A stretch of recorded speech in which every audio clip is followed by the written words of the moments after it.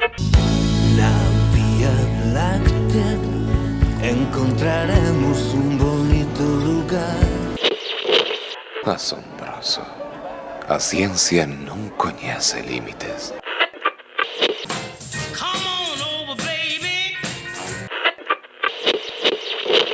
Acaba de sintonizar vostede Baleiro Perfecto.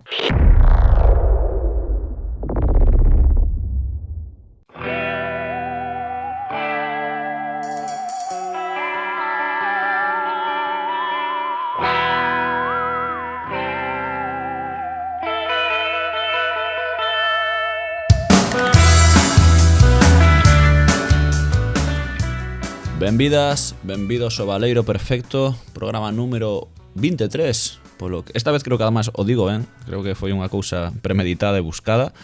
Así que temos o dato bo. Conste que xa sabedes que no Baleiro Perfecto pois a realidade é un pouco diferente, non? O tempo pode variar, o presente pode ser o pasado, o futuro presente e o pasado futuro, así que todo dependerá de cando pois escuitedes isto, que sempre é unha boa cousa. Porén, non me lío, como sempre temos o equipo de sempre, como sempre por sempre. Empezamos saudando, xa me dirá ela onde está, pero quero escuitalo da súa boca. Alba Rozas, compañeira, onde estás habitando? Que tal? Non estou en Lalín, ese é o dato máis importante. Non estou en Lalín, estou en Salamanca. Salamanca, ten unha universidade, Salamanca, non sei se sabes ese dato. Ten unha universidade e ademais ten un centro gallego onde dou clases de gaita. Hostia, sí, ese dato é novísimo para min, un punto... Notaches a subida tan xugueira propiciou un avance na gaita galega en Salamanca? Non creo, eu creo que Vale. era xente que xa estaba interesada en aprender a tocar, pero non tiñan profesora. Ah, bueno. Entón... Descoñecía realmente que sabías tocar a gaita. Eu sabía que tocabas o bombo, non? Alguna cousa destas. Non sei que eras percusionista. No, Non a sei por ver, que tiña sei na tocar o cabeza. bombo, sei tocar o bombo, a caixa, a pandeireta e a gaita. Sí, sei tocar todos Joder. eses instrumentos, pero o que quere aprender esta xente é a gaita. Entendo. Unha galega de ben. Non como a min, que non teño nin coñecemento ningún dese tipo de instrumentos. Non sei se ten coñecemento Guillermo Rodicio, compañeiro, destes asuntos. Tras de ti, imbécil. Quería contestar en latino para compensar o momento galegueiro que acabamos de vivir. Claro. Volvemos descargar o Baleiro en latino, non? Hai unha versión que está en galego normal, non? E temos outra en latino. En galego latino. Galego latino, típico galego latino. Brasileiro, básicamente, casi. Galego internacional. Galego internacional. Señor Rodicio, compañeiro, que tal estás? Todo ben? Moi ben. Estou buscándome mordidas polo corpo, pero polo visto, por agora non teño ningunha. Polo sí ou polo non, non? Logo veremos Claro, este motivo, non? Desvelaremos o motivo para xente que non sabe ler. Temos tamén ao señor Pablo Heavy, Pablo Pesado, outro doutor, porque xa sabes que Alba pues, tamén leva o título e nos presumimos de doutores neste programa, sempre hai que facelo. Ademais este como é o máis novo en telo, pues, temos que seguir presumindo. Compañeiro? Que tal, Carlos? Eu estou en Ferrol, a cidade máis zombie de toda Galiza. Probablemente, non? O sea, ti crees que se non a houvese máis un apocalipse zombie, a máis morta. Que cuidado, podemos relacionar ambas cousas, non? Pero non mellora Ferrol, non somos quen de mellorala nin nada, non... Non sei, haberá que preguntarlle a Umbrella Corporation a ver se nos pode mellorar o plan industrial. Un virus que, non? Por ali, non viña mal. Home, o traballo. O traballo, efectivamente. Temos tamén o Darío NJ, Darío MJ, dende Coruña, supoño, ao mundo, claro. Que tal? Boas tardes. Dende Coruña para o mundo, bueno, para todo o mundo en xeral. O sea, de momento non fomos vetados en ningún país. De momento. Oye, había pensei agora, non sei, cando dixen o de Coruña para o mundo, dixen, joder, molaba un Coruños polo mundo, non? Este de tipo madrileños por el mundo, estas merdas de programas tal, pois un Coruños por el mundo, non? Había galegos polo mundo, non? Sí, creo que sí, que facía a televisión de Galicia. O polo menos pero... na televisión asturiana había asturianos por el mundo. Pode ser. En fin, como non quero, como xa estamos empezando a desvelar a de que vai esta cousa, vou meter aquí a nosa cita peliculeira para desvelar o tema ou intentar adiviñar o tema e logo xa seguimos con as nosas primeiras veces, non? Os nosos primeiros bicos. Sí, No, presidente, la chaqueta le queda. La chaqueta me trae sin cuidado. Yo tengo que buscar mi posición. Tiro a la limita veces que haga falta, que es muy distinto. Eso sí. Posición. Vale. Increíble. Se ve el cable todo por aquí. ¿Qué quiere usted hacer? No, que no se vea el cable del micro. El micro. Como cada ano, por estas entrañables datas do Nadal e do Ano Novo, enfrentándonos con... ¿Por qué me han dado la cámara? Esto es intolerable. ¿Quiere que usted esté quieta? No, la cámara no se puede mover una vez que yo empiece a leer. Ay, perdone, me ha mandado el realizador. Bueno, pues mire usted. Una vez que yo empiece a leer, no mueve la cámara nadie, si no yo me levanto y ya me voy a mi casa, ¿verdad? Porque ya está bien, ¿no? Vamos a empezar. Estoy intentando leer esto, no sabe usted que usted me mueve eso, me mueve la lectura. ¿Claro? No, yo estoy dispuesto a que nos movamos todo lo que falta para enfocar, pero después que me dejen en paz. Si no, ¿cómo voy a leer? Desde que he llegado esto es una catástrofe. Como cada ano, por estas entrañables datas do Nadal, pero no se puede usted estar quieta. Perdone, pero es que me está... Usted mande a ese señor, y no voy a decir la frase apropiada, etc. Yo ahora voy a leer esto. Y si me muevo de la cámara, me voy. Vamos, esto es de risa. Como cada ano, por estas entrañables datas do Nadal e do Ano Novo, enfrentámonos co tránsito...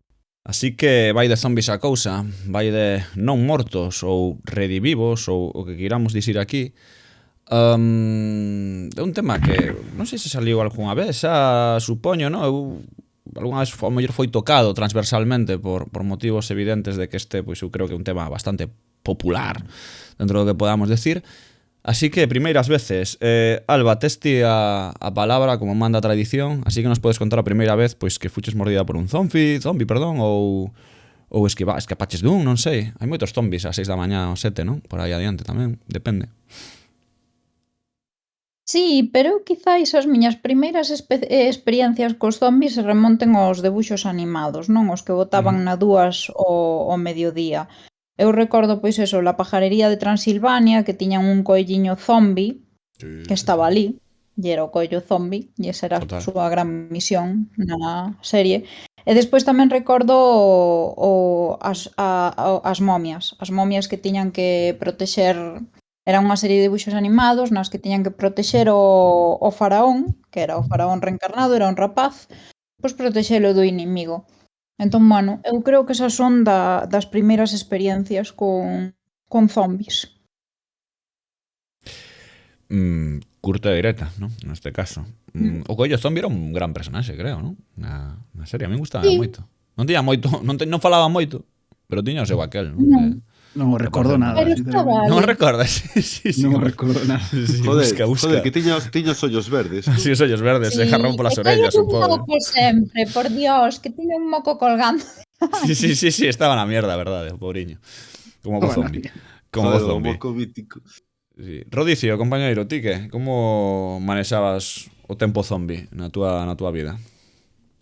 A miña primeira experiencia con zombies é bastante tópica porque é o Resident Evil 1, só que ten a particularidade de que eu non sabía que era o Resident Evil 1, porque cando éramos pequenos, bueno, ainda agora pasábamos moito tempo no verán na aldea, e ali daquela non tiñamos tele, porque era unha casa antiga e tal, e pasabas como un mes da vida como moi illado do mundo, non vías nin as novas, nin había xornal, nin había nada, estabas como un pouco non sei, no Edén ali, non?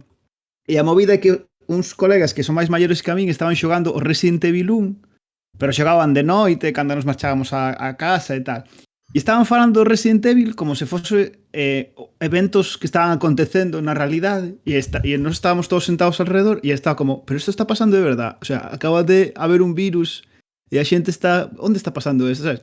Como que pasei moito medo todo o verán pensando que cando volvese a Galicia igual había zombies polo camiño ou algo así. Como unha posibilidade real que estaba acontecendo. Sabes? Entón, igual a autopista tiñamos que ir parados ou algo así por culpa dos zombies. E despois nada, volvín e resulta que non, sí, pero bueno. Bueno, pero había certo medo a esa volta. Nunca se sabe, non? Tiña medo de verdade, o sea... No, entendo. Acojonado. Cando non se vai moito tempo dun sitio, non? Sobre todo de vacacións falo en idade moza poden ser 2 semanas, sempre teño esa dúda de seguirá todo ben ali. Porque non sei como pode estar a miña casa, sabes? Despois de 2 semanas, non? Tanto tempo lonxe. Ardeu todos. Ardeu todo, non? Algo, non sei. Estarán as cousas ondas deixei, serán os meus xoguetes xogarían suficientes en min. Movéronse suficiente. Será o meu carteiro un zombi agora. Pablo Pesado, compañeiro, ti que? Como foi esa primeira vez? Pois eu vou un pouco na liña de Rodicio porque ten que ver tamén co Resident Evil. Eu hai unha cousa que non sei se xa contei por aquí, pero eu son bastante cagón. Cos videoxogos especialmente, eu nunca puiden xogar os xogos de terror porque poñome negro. As películas atúroas máis ou menos, pero os videoxogos fatal. E o primeiro que me atrevín a xogar só foi o Resident Evil 4, que xa saiu neste podcast no pouco que levamos.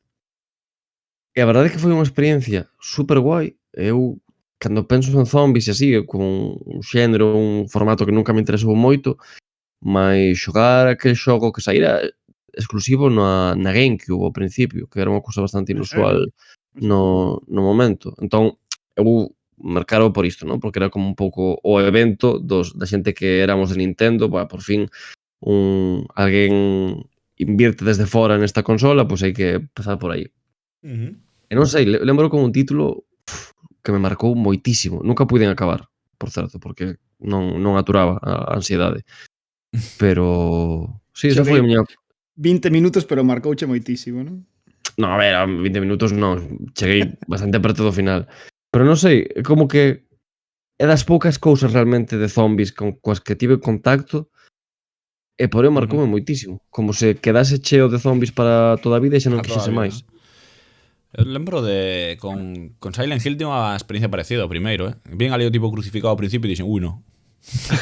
Por aquí... por aquí non paso. Logo falaremos de Jesús, pero por aquí non paso. Dixen, no. Este tipo, a mí este xogo dame medo.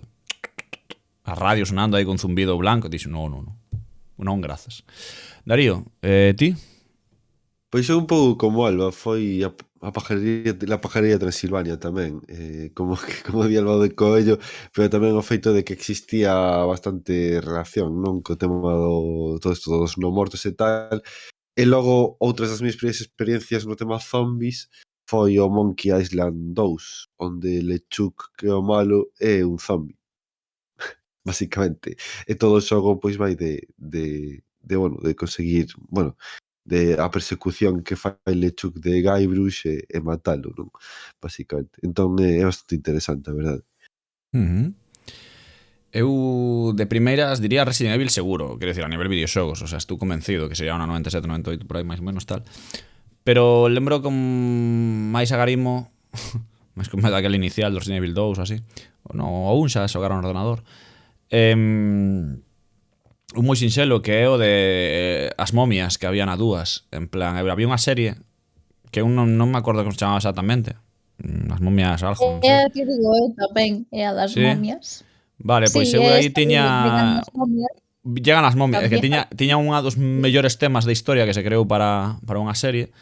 Eran 4 momias que tamén tiña os bonecos, que se poñían armaduras douradas, non?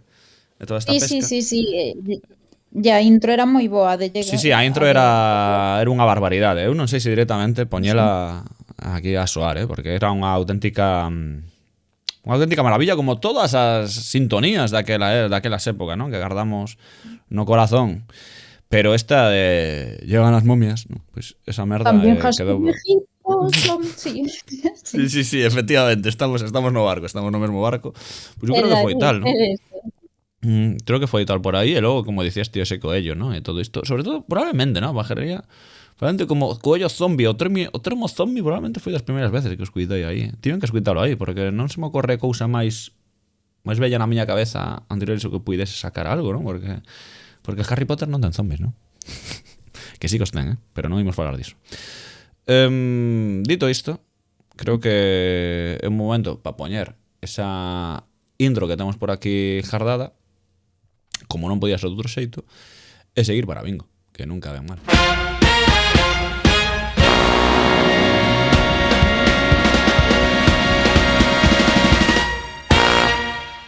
Ale, hop. Así que lle dou a palabra aquí ao Mr. Pablo Pesado, hoxe cambiamos o ritual, para que nos dé unha definición do que pode ser un zombi, que eu creo que a máis é interesante saber que pode ser un zombi para delimitar, non, o noso rango de acción ou ampliálo, segundo que. Eu, como me toca sempre facer o papel así de relativista, vou comezar por onde sempre comezo cando falo deste tipo de figuras procedentes da mitoloxía popular, non? Que é dicir que na realidade as cousas non están tan codificadas ou tan separadas, non? As criaturas da noite, da morte, pois teñen unha serie de fronteiras pouco claras, e porén, a pesar disto, os zombies son moi particular, porque na tradición da que proceden os nosos monstros, digamos, especialmente relacionados coa maxia negra, que seguen o curso asirio-babilónico, exipcio, greco-romano, pois cristiano, pois é a ruta tradicional da maxia nas nosas sociedades, digamos, pois é raro, é pouco común que exista esta figura do corpo sen alma, non? Do corpo que se move só, que é incapaz de expresarse e que está, pois, abocado á bestialidade, a seguir os seus impulsos sen ser capaz de contelos. É moi infrecuente porque nestas prácticas máxicas tradicionais o normal era máis ben convocar o espírito do difunto e non o corpo, non? O corpo tiña un papel instrumental precisamente para facer esa invocación, pois o pelo, un anaco de corpo putrefacto, unha imaxe, unha pertenza, este tipo de cousas, non? É curioso, non, como pois nunha sociedade, nunha tradición, digamos, como a nosa, en que a división corpo-alma ten tanta forza, a posibilidade de que o corpo se movese por si só non foi moi explorada, tal vez polo peso da resurrección dos corpos, precisamente, no imaginario cristián. A cuestión é que todo parece indicar que a idea do corpo morto que se move só non procede do tronco eurasiático, digamos, senón do entorno africano. En particular, do proceso de sincretismo que se produciu a través da escravitude de poboacións africanas na América Latina e no Caribe en particular. Isto que damos en denominar na cultura popular o vudú, que ás veces é difícil de diferenciar para os que non temos moitos coñecementos disto, eu sei moi pouco disto, que é realmente práctica vudú e que é a versión norteamericana destas cousas, non? Mas non importa tanto que a nosa concepción do zombi proceda directamente destas prácticas rituais de descendentes de escravos africanos ou que proceda da imaginación norteamericana disto. A cuestión é que a vía está aí, non? É unha vía, digamos, allea ao noso tronco tradicional. Un bo exemplo en que se ve moi claro esta relación originaria entre o vudú e a visión, a visión do zombi contemporánea é a que xa referiu Darío, non? O Monkey Island, precisamente, en que os zombis existen, pero porque foron invocados mediante prácticas de santería. Hai dous elementos, porén, que creo que é interesante traer para acabar de delimitar un pouco como se forma a nosa imaxe contemporánea do zombi e outras liñas alternativas, non? Que tamén teñen moito a ver coa cultura galega, realmente, co seu substrato. Por unha banda está a cuestión do que eu chamaría zombi celta, que igual é unha cousa un pouco exagerada, é unha tese que se me voa a cabeza, que non teño moitas fontes. Claro, sí. Un pouco unha hot take, pero que ten certo sentido. A cousa é que xa falei deste episodio, penso, en algún capítulo do Baleiro, pero nos Mabinogión existe este mito, esta figura do Pair da Deni, bueno, pronuncio así como podo, que é un caldeiro de resurrección en que ti metes o cadáver dun morto e revive, máis sen a facultade da fala. Isto é, sen a súa alma, non? Ao final.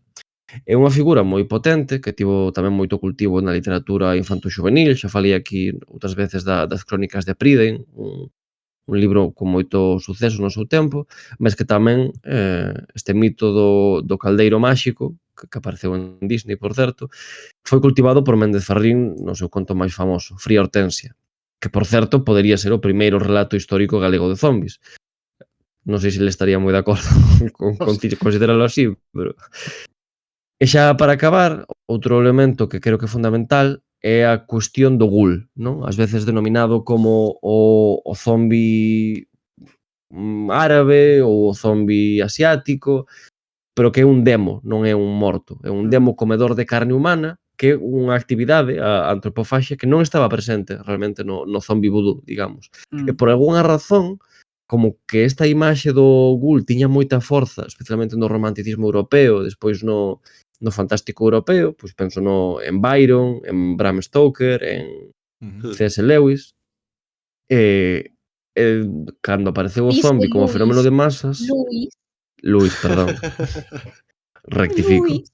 Lewis. Pois cando apareceu o zombi contemporáneo, mesturouse coa idea do ghoul, que de repente deixou de interesar a prácticamente todo o mundo. Agora parece que se está recuperando un pouco no anime, todo isto, pero... E no Fallout tamén. É verdade.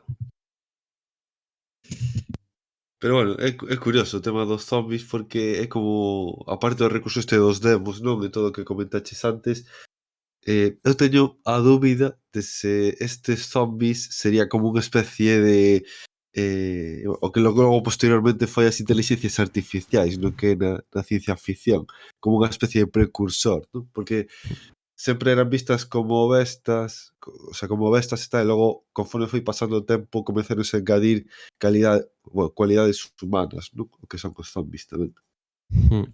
Sí, nesa liña quizáis un exemplo que é gracioso é o do golem xudeu. Non sei se coñecedes a historia, o do golem de Praga, que ademais é moi guai porque era a idea esa de que tiña que meterlle un papeliño que puña emet, que significaba como vontade, e para matar o golem tiñas que borrar o primeiro entón quedaba só met, que significa morte, e morría. E sí que é unha especie como de punto intermedio entre o Frankenstein, non? A inteligencia artificial e o zombie, unha figura moi curiosa de mitoloxía xudaica. Estou pensando que se consideramos o golem como zombi, entón Borges ten bastantes textos sobre zombies, que... A prol, tamén seguro que está super de acordo con iso. Eu creo que neste programa, xa adianto, creo que a miña posición vai ser a todos sí. En plan, consideramos a este persoa un zombie ou a este... Sí. A saco con iso. Rodicio, non sei se... que sacas o tema, unha pregunta, Charlie. Era Xesús un zombi? Sí. O sea, que sen ninguna dúbida, vaya. O sea, eso se queredes podemos volver logo sobre iso, pero ninguna dúbida, vaya. E Xesús ainda tes problemas porque como que non ten moita corporalidade e tal, sería máis como un fantasma. Pero Lázaro, tío, Lázaro sí, ¿no? Sí, bueno, Lázaro como un zombi de última xeración, perfecto, sabes? Perdón, pero Jesús chega hacia dos outros fulanos e dille, mete el dedo en la llaga. O sea, corporalidade que pero tamén desaparece, aparece en outro sitio. Además, diría o río, ali tirarías, eu que sei, pero joder, ali había corpo, tocaron aí, sabes, fixeron así ruido cando tocaron a ferida e todo, non. Eu aí a tope co zombie, a tope con Jesus zombie. Ademais, a outra xente está bebendo e comendo do corpo de Xesús. Sí, que é a movida da carne, de comer carne. Pero iso é na última cena, pero bueno, eu falo da seguinte, da cena baixona, en plan de mierda, nos remataron a... Eu só digo que noutro episodio fixemos canon que Xesús era un mago, así que mago zombi. Mago zombi. Creo... É comunista. Vamos a seguir adquirindo diferentes cousas a Jesús ata que acabe sendo unha especie de... Vamos a meterlle máis, en plan, ata que acabe sendo unha especie de emisario, non? Total e absoluto do Lobaleiro. Dime, perdón, Alba. Es que teño que falar eu. Parade de desbarrar. Vale, no, perdón, toca a mí. Primero vai Rodicio, que creo que quere falar de George Romero, que é o puto deus aquí entre mortais e ten que falar dele, pareceme correcto. Rodicio. Claro, porque, a ver, todos estes antecedentes mitolóxicos son interesantes e penso que aparecerán despois cando falemos de exemplos en concreto para como poñer en contraposición, pero cando pensamos hoxe en día no termo zombie, case toda a imaxinería do zombie moderno parte da peli de George Romero, A noite dos mortos vivos, do 1968, que ten moito de fundacional porque prácticamente invéntase todas as reglas do zombi moderno nunha soa película. E non era unha cousa como evidente, porque mesmo nas pelis de zombies que existían en Hollywood, por exemplo, hai unha peli dos anos 30 de Bela Lugosi que se chama White Zombie, beben moito máis do que podía ser a idea do zombi vudú, como de unha ferramenta que outra persoa emprega para conseguir uns fines, non privar a outra persoa da súa vontade. Pero esa idea do zombi como señores que saen da súa tomba nun cemiterio, que non teñen vontade, que non poden falar nin relacionarse socialmente, que son caníbales e que só poden morrer cun tiro na cabeza, prácticamente é todo como ese sincretismo inventa o Romero, non? Pero en xeral esa transición que se fai dende as bases mitolóxicas ao que todo o xénero Z que bebe directamente de Romero, fala dende a perspectiva narratolóxica dun cambio da maneira en que pensamos as historias de zombi ou que se quere contar coas historias de zombi, non? Cando todas estas figuras mitolóxicas que mencionaba Pablo, tanto o que podían ser os zombis caribeños, por decirlo así, como os demos chineses ou o golem xudeu, incluso as momias egipcias e todas as variantes son en realidad historias como de necromantes, de unhas persoas que consiguen convocar a outras dende os mortos, mentras que a idea do zombi moderno non pretende contar esas historias de un choque entre un protagonista contra un necromante, que son normalmente ese tipo de historias, senón que se converten en historias de catástrofes, de pandemias, dunha enfermedade que arrasa o mundo e que ten a forma de virus zombi ou de algo que transforma os mortos, non? Isto é interesante porque cambia moito dende perspectiva narratolóxica, non? Penso que ten Alba algo que comentar a este respecto xa do cambio, non? Sí, a ver, eu para esta definición que xa introduces ti, voume basear no artigo de Amparo Cano e Miguel Ferreira que se titula "Pero que é un zombi? Todos somos zombis?" O artigo está en castelán, pero bueno, traducín así o título.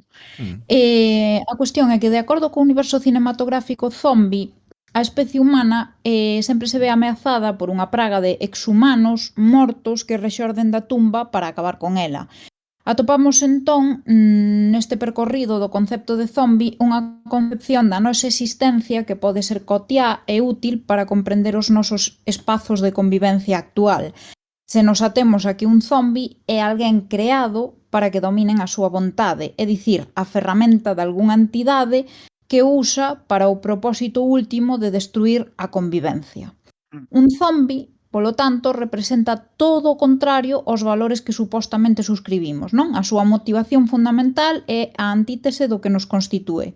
Porque no concepto de zombi hai un paradoxo de partida que é os mortos xa non existen, non forman parte da convivencia, non obstante, estes mortos pseudo-resucitados veñen conducirnos todos á morte, para que a nosa especie se convirta nun conxunto de cadáveres andantes. Por iso eu non comparto que Xesucristo sexa un zombi.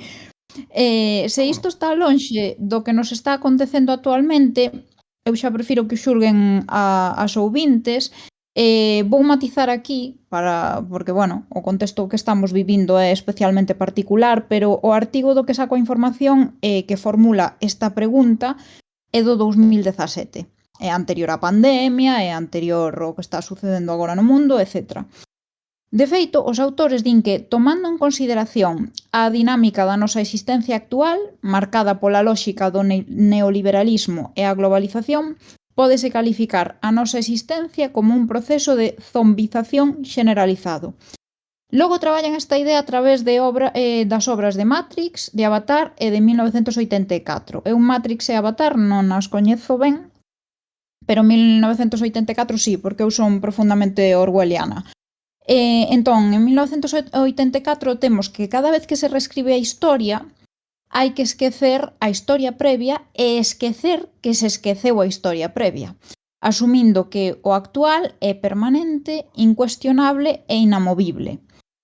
Isto o que supón é erradicar a experiencia como forma de elaborar un sentido autónomo do mundo, interpretacións críticas e movementos de protesta, a cidadanía sometida ao absolutismo do poder político, é dicir, cidadáns zombis, polo que igual o xénero Z é máis amplo do que se puidera pensar de primeiras, non?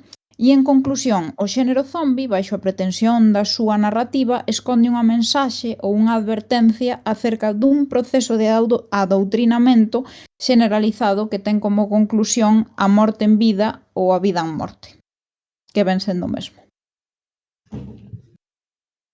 Jo, a min gústame a reflexión que fixeches, Alba, pero pareceme un pouco injusto que non nos permitas dicir que Xesucristo é un zombi, pero que en 1974 si é de zombies. Isto Sí, é de zo- dupla vara de medir. Non sei, bueno, eu son máis orwelliana que... É que fuches moi dura aí, O sea, estás pechando unha porta que eu creo esencial, para manter Non a sei. dinámica neste podcast, Ademais, Eso de no, incluso dentro predicadores de Xesús zombie. Incluso dentro da lógica de Alba, eu tamén arguiría que Xesús é un zombie, porque a idea é que en 1974 entendo que Alba defende que 1974 é unha narrativa zombie porque o poder absolutista pretende zombificar a sociedade, pero entendo que a base de convencelas de algo, non? O sea, que decir, o gran irmão non quería destruirte completamente, senón como convencerte de que entrases nun determinado... A ver, coidado, non sei se lestes 1984, Sí, sabedes como remata, non? Ao final métenos naquela cámara onde te tes que enfrentar o teu maior medo e ao final acaban destruídos, o sea, por dentro acaban zombies completamente. Habitación En cambio, 101, non? Creo que se eso, chama. sí, non sei que dixen, pero si é a habitación na que se teñen que enfrontar o seu maior medo. Entón, a ver, realmente eles acaban zombies, acaban sometidos ao sistema. A ver, o sistema ademais corrompeos absolutamente, porque o protagonista di que estaría disposto a facer de todo por formar parte da resistencia, e aí é onde tes que ter o límite, non? Quero dicir, non se pode facer de todo, aínda que sexas parte da resistencia, que hai límites que non podes transgredir. Entón, pois, a ver, eu creo que Xesucristo é a redención, entón creo que vai en liñas diferentes. Pero, bueno, é a miña perspectiva, non? Quero dicir, unha cousa é a redención e outra cousa é todos zombificados. Pues claro, pero tamén, claro, é que estou de acordo, pero se abres ese camiño, todas as novelas que falan sobre alienación e sobre todo Dostoievski sería novelas de zombies, non sei, sabes? Porque o señor queda como alienado da realidade e prácticamente queda privado de vontade, sabes, eu que sei, en Memorias do subsolo, sabes? Mentras que por esa liña todos os zombies previos a Romero non serían zombies porque non falan deso. Eu, por exemplo, de Dostoievski lín Crimen e Castigo, e a ver, eu non creo que o tipo estea alienado por un goberno absolutista. No, Non pero sei. está alienado da sociedade. Eu propoño o seguinte, Recondúcese. por que non Non. suspendemos este debate ata que leamos a Biblia con calma e vexamos se Jesús lle mordeu a alguén nos seus anos de vida? É que esa é a putada, tío, que tamén os apóstoles pudieron escribir calquera movida, tío. Hai que ver os apócrifos, non? Ou como se chama, os que non están no... Sí, os apócrifos, non? os testamentos apócrifos. Os que non están recoñecidos oficialmente, non temos que ler aos outros. Creo que Rodicio ibas plantear ahora tamén algunha cousiña interesante sobre os espazos, sobre a xeografía, que creo que tamén pode dar algo para seguir con esta definición. Sí, dentro tamén do que comentaba Al, falaba algo de como que o zombie tamén resignifica os espacios de cotidianidade. É certo que unha das obsesións do xénero zombie dende Romero para aquí, case sempre que falamos do xénero zombie falamos dende Romero para aquí, non? Significa en gran medida unha conversión neoterrorífico dos espazos que habitas habitualmente, non? Por exemplo, penso no fetiche de colocar, e ás veces tamén con unha especie de subtexto de crítica social ou crítica política máis ou menos burda, non? Penso no fetiche de colocar os zombies en centros comerciais, que aparece en Dead Rising, en Dawn of the Dead, en videoxogos, en películas. Intenta lanzar un pouco esa mesma idea de alienación, non? De que e mesmo se perdeses toda a vontade, non tiveses nada dentro da cabeza, acabaría sindo o centro comercial igual que cando que vas hoxe en día, non? Mais tamén penso que é interesante no tema da xeografía ou dos espazos transformados polo xénero zombie, a capacidade ou o poder que ten para transformar os espacios que ves en concreto, que tes máis cerca, e é algo que nós non percibimos tanto, por exemplo, nas narrativas norteamericanas. Nese sentido, penso que parte do éxito que tivo o libro de Loureiro, bueno, son moitos libros, o de Apocalipse Zombie, Apocalipse Z, chámase, triunfa en boa parte, pero é por iso, porque pode transformar os espazos dun entorno que a priori non parece tópicamente zombie nun escenario zombie, non? Que sería Pontevedra, que por lóxicas urbanísticas e históricas non pode ser igual que unha historia zombie na sociedade norteamericana, bueno, nos espazos norteamericanos tan dependentes do coche, dos espazos amplos para escapar, onde hai unha liña moito máis clara entre o que é urbán e o que é non urbán. Nese sentido, unha posibilidade de novela zombie ou de película zombie galega é como moi terrible polo abafante, non? Porque un territorio tan desconcentrado como o galego, onde hai casas en case todas as partes, realmente nunca podes estar seguro de que estás lonxe dun zombie. Sempre hai unha casa cerca e dentro pode haber un zombie. Total. E máis é o logro interesante, non? Que plantea. Perdón, Pablo, fala. Non, ia responder a esta cousa que apunta Rodicio sobre a cuestión da xeografía, non? A xeografía zombie, digamos. Eu xa vos dicía antes que non teño moita idea sobre o xénero, que nunca consumí moito, pero dame impresión, polo pouco que sei, que dos 70, que aparece a película de... Bueno, un pouco antes dos 70, pero aproximadamente nos 70, que aparece a película de Romero ata os nosos días, dame impresión de que hai como unha progresiva ampliación da escala zombie, non? Que o comezo a incidencia sempre local, os espazos pues, da casa, da vila, o contacto directo, non? É un terror relacionado á conversión en zombie pues, de min protagonista ou da miña familia, dos meus seres queridos. E conforme vai pasando o tempo, como que os espazos son cada vez máis grandes. Os centros comerciais, falaba Rodicio, as cidades, ata chegar a todo o mundo, que pasa a ser pois, a ficción apocalíptica de zombies ou mesmo posapocalíptica, non? O mundo foi definitivamente tomado e agora vemos pois, como sobreviven as persoas nos momentos posteriores ou mesmo en séculos moi posteriores. Sobre todo a partir dos 2000 vexo esta cuestión. É unha saga en que se constata moi ben Resident Evil, non? Que comeza coa idea da mansión e despois, pouco a pouco, vais abrindo a espazos máis grandes, a cidade, a toda unha vila rural no caso do Resident Evil 4. Penso que non sei se era o 5 ou o 6 é un país enteiro. Agora nas últimas entregas están volvendo ao espazo doméstico, pero penso que iso está aí. E diría que hai unha explicación posible, así que se me ocorre agora, moi evidente, que é a da espectacularidade, é dicir, que para que algo nos dea medo constantemente coa pasaxe dos anos e das décadas, pois hai que ir aumentando cada vez máis as apostas e facelo máis gordo, non? Que ocupe máis. Agora un zombie non nos dá medo, necesitamos 20.000. Mas tamén hai unha cuestión, diría como, non sei se psicanalítica, pero sí de como unha transición do terror privado e íntimo a un terror que xa é público, estatal, pandémico, non? É un tropo que está moi presente na ficción de zombies apocalíptica, posapocalíptica, é a idea de que o Estado comeza a facer peches perimetrais das cidades e mete o exército, que monta unha reserva como unha especie de paraíso a que todos os habitantes de Norteamérica teñen que chegar, pero chegan, é un sitio supernazi, non? Porque os militares colleron o poder.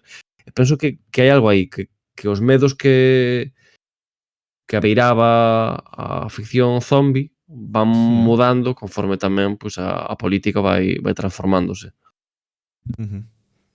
Igual é unha idea básica de globalización, non? En xeral, quero decir, o mundo cada vez é máis pequeno e na tele teño que poñelo máis grande. Non sei se me explico, pero un pouco así, esa sensación que dá, non? De esa globalización cada vez, bueno, é evidente, non? E creo que mesmo eventos como foi o da pandemia mundial, non? Demostraron que a taxa de se pasase algo así, non vai pasar, pero se pasase algo así, sería brutalmente expansiva, non? O tema, non? Pensamos que isto se podía controlar e realmente vimos que non se podía controlar, non? E creo que non sei como influirá, e teño curiosidade, como influirá o coronavirus na idea zombie, non? O día de mañá, nas novas ficcións, non? Cando vemos que foi excesivamente realista a posibilidade de contaxiar algo así, non? Neste caso, pues, foi unha gripe, sí, pero teño curiosidade por como afectará as novas visións e as novas ficcións o tema da pandemia, porque vimos comportamentos brutalmente que nos sonaban a todos moito, non? Quero dicir, a presencia militar nas cidades mesmo, non sei se vos acordáis, pero en Ponte, bueno, houbo no confinamento o exército salía ás rúas a patrullar. E non teñamos zombies que mataban, tiñamos simplemente, bueno, pues un confinamento extremo, bla, bla. En Pontevedra tamén estaba o señor ese que saía a pasear porque non veía a tele, non soubo da pandemia. Ese non Noia, eu creo, en Sanxenxo ou algo así, ¿no? Algo, a mí sabe que... No, eu creo que era Pontevedra. No, Pontevedra non era o Ponte, non era o Ponte. Oxalá fose, pero eu creo que era Sanxenxo ou Noia ou algo así. Ojalá, fose Pontevedra porque sería o puto amo. O meu ídolo. Mira, non, pero bueno, iso sí, sen máis, non? Entón, teño curiosidade por ver como Carnívoro se afecta, pero sobre todo pareceume como todo cando creo que todos pensamos en algún momento se seguimos así seis de zombies ou de similares de enfermedades estas que se transmiten, non? Porque o componente zombie moitas veces ten ese punto de ciencia ficción, non? De enfermidade vírica ou o que sexa. E todos creo que estivemos un pouco asfixiados co tema do coronavirus cando vimos que era que isto xa o vivíramos noutros outros puntos, non, da ficción, pero que eran bastante acertados. E nada máis, non, Darío? Que digo que o que diste eu, sinceramente, o que creo é que os zombies están mortos como xénero. Quería facer esa broma, perdón. Non sei, Non, pero é verdade, totalmente. Pero de todas formas... A pandemia matou o xénero zombie por sobrecarga. Sí, Pode probablemente.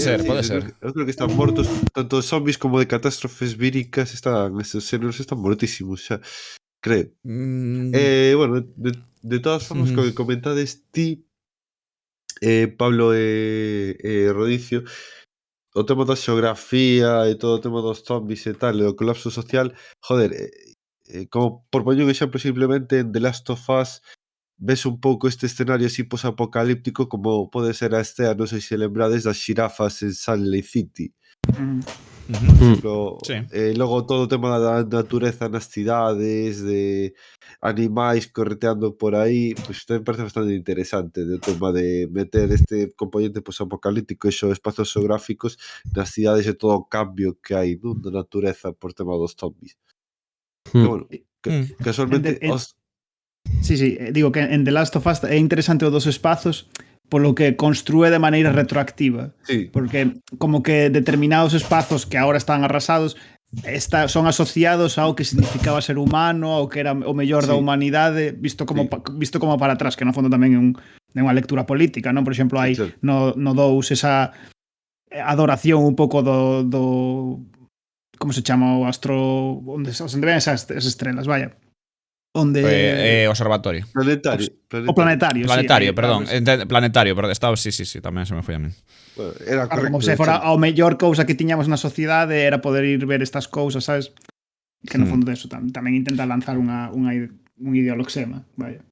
E a perda que está plasmada máis en The Last of Us 2, non? As xeracións que cada vez entenden menos o mundo que había que algúns xa naceron o mundo zombie, non? Que ocorren outras ficcións, non? Exploran ese sentido, que creo que logo podemos falar un momentiño, pero sí que interesante, non?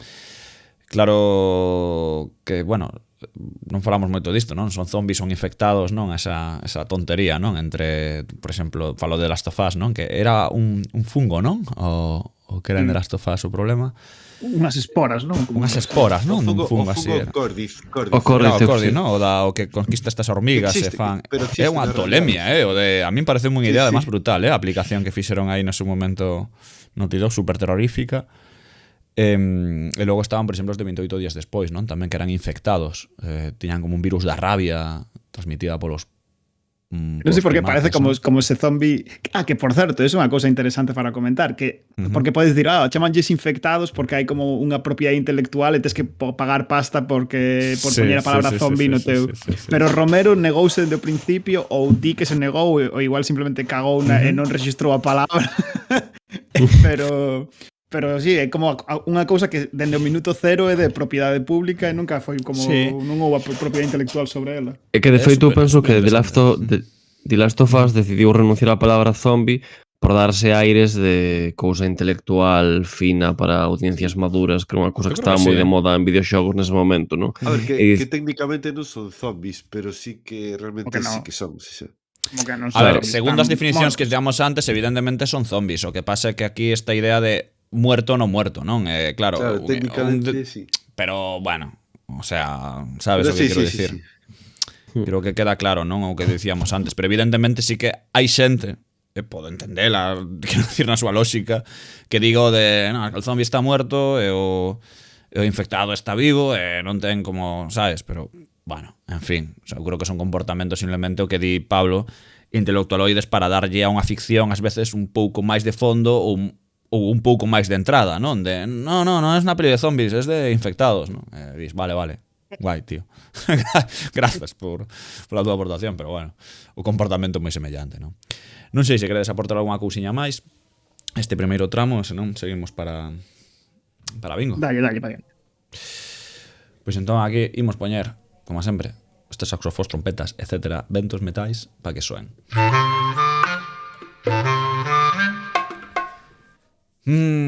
Escoitado o saxo, entramos en Afondando no Pozo, nesta historia que xa empezamos a afondar.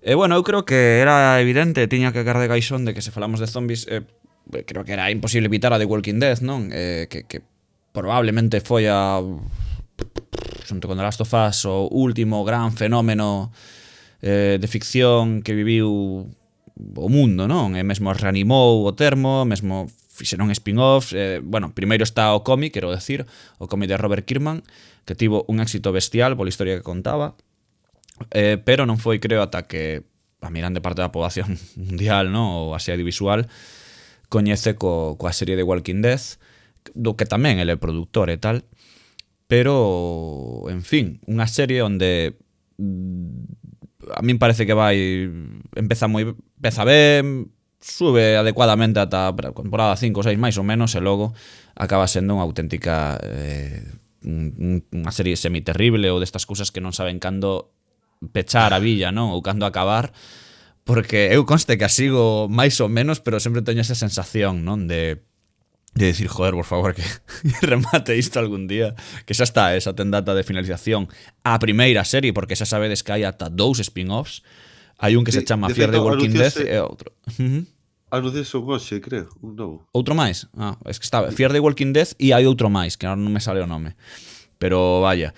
Bueno, por se alguén anda perdido, estivo nunha cova, é unha serie de ANC, e tivo un éxito bestial onde narra pois a post-apocalipse neste caso, non? Un policía experta despois dun coma e o mundo que coñece pois xa non existe, non? Foi tomado polos non mortos que non levan neste caso o apelativo zombie e levan o termo camiñantes, unha traducción bastante interesante.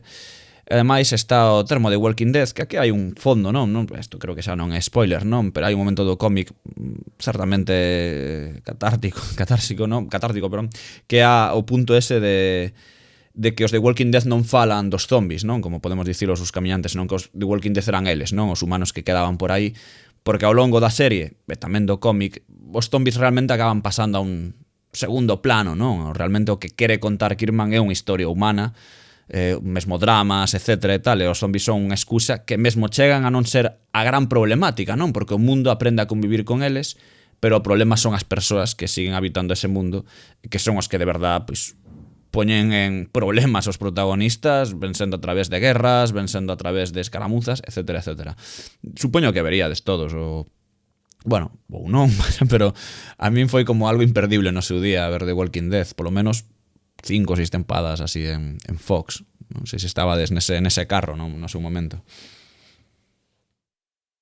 Eu non, a verdade, nunca vi The Walking Dead. No, Non sei ata que punto non Eu vi a agotou. primeira tempada. Pregúntome se o éxito de The Walking Dead é non saber morrer a tempo, valga o chiste.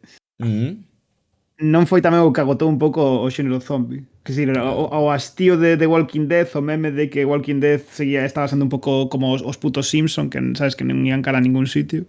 Sí, é que non van a ningún sitio. Non foi En videoxogos foi igual, hai un montón de sí, de tiveron episodios bastante do... éxito, os videoxogos de Telltale. Tuvieron Di que están un moi ben éxito. os primeiros episodios. Sí. Eu non os xoguei, pero sei que están son guai. bastantes episodios.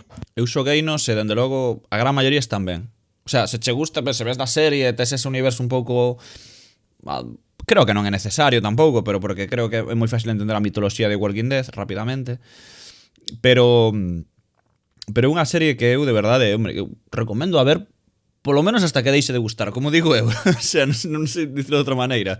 Creo que é percibible, non vou dicir spoilers ni nada. Hai un momento en que a serie pois perde o rumbo. Creo que o dixeche Steve, hai un momento en que non sabe rematar, o sea, non sabe a onde vai. O sea, simplemente hai unha historia que estaba contada, ben, pero de repente pues, xa non sabes que contar, non? E creo que non hai nada peor nunha serie que mola cando non teñen nin idea de que contar, simplemente unha cousa que vai pois a supoño, a sacar cartos ou a manter o fenómeno vivo, tes X personaxes que funcionan ben, non? Aí temos a Norman Reedus, non? Que o seu Daryl, que se volveu bastante coñecido, non? A partir desta serie e tal. En fin, unha serie que xa digo, eu creo que os cómics, a serie por certo acabou, os cómics tamén acabaron, xa Robert Kirkman está noutros proxectos. Hostia, estou pensando, non quero dicilo mal, é o responsable dun cómic que está tamén tendo bastante éxito agora, e logo direi vos calé, que non quero cagala co nome. O autor de The Walking Dead, dis. Non, pero fora do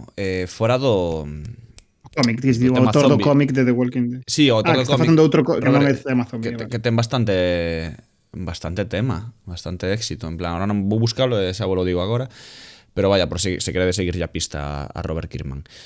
E nada, pouco máis, quero dicir, por non meterme en The Walking Dead aquí a fundar en tramas ou tal, pero eu creo que posiblemente é o prototipo de serie que os zombies empezan sendo os protagonistas de algún xeito.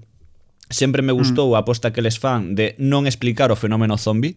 Quero dicir, en ningún momento da serie é sabido cal é o que propicia o zombie número 1, non? O tema da problemática zombie. É máis, eles apostan por é como unha enfermidade, como un virus que todo o mundo ten. Entón, ti cando morres, automáticamente va a ser un zombie.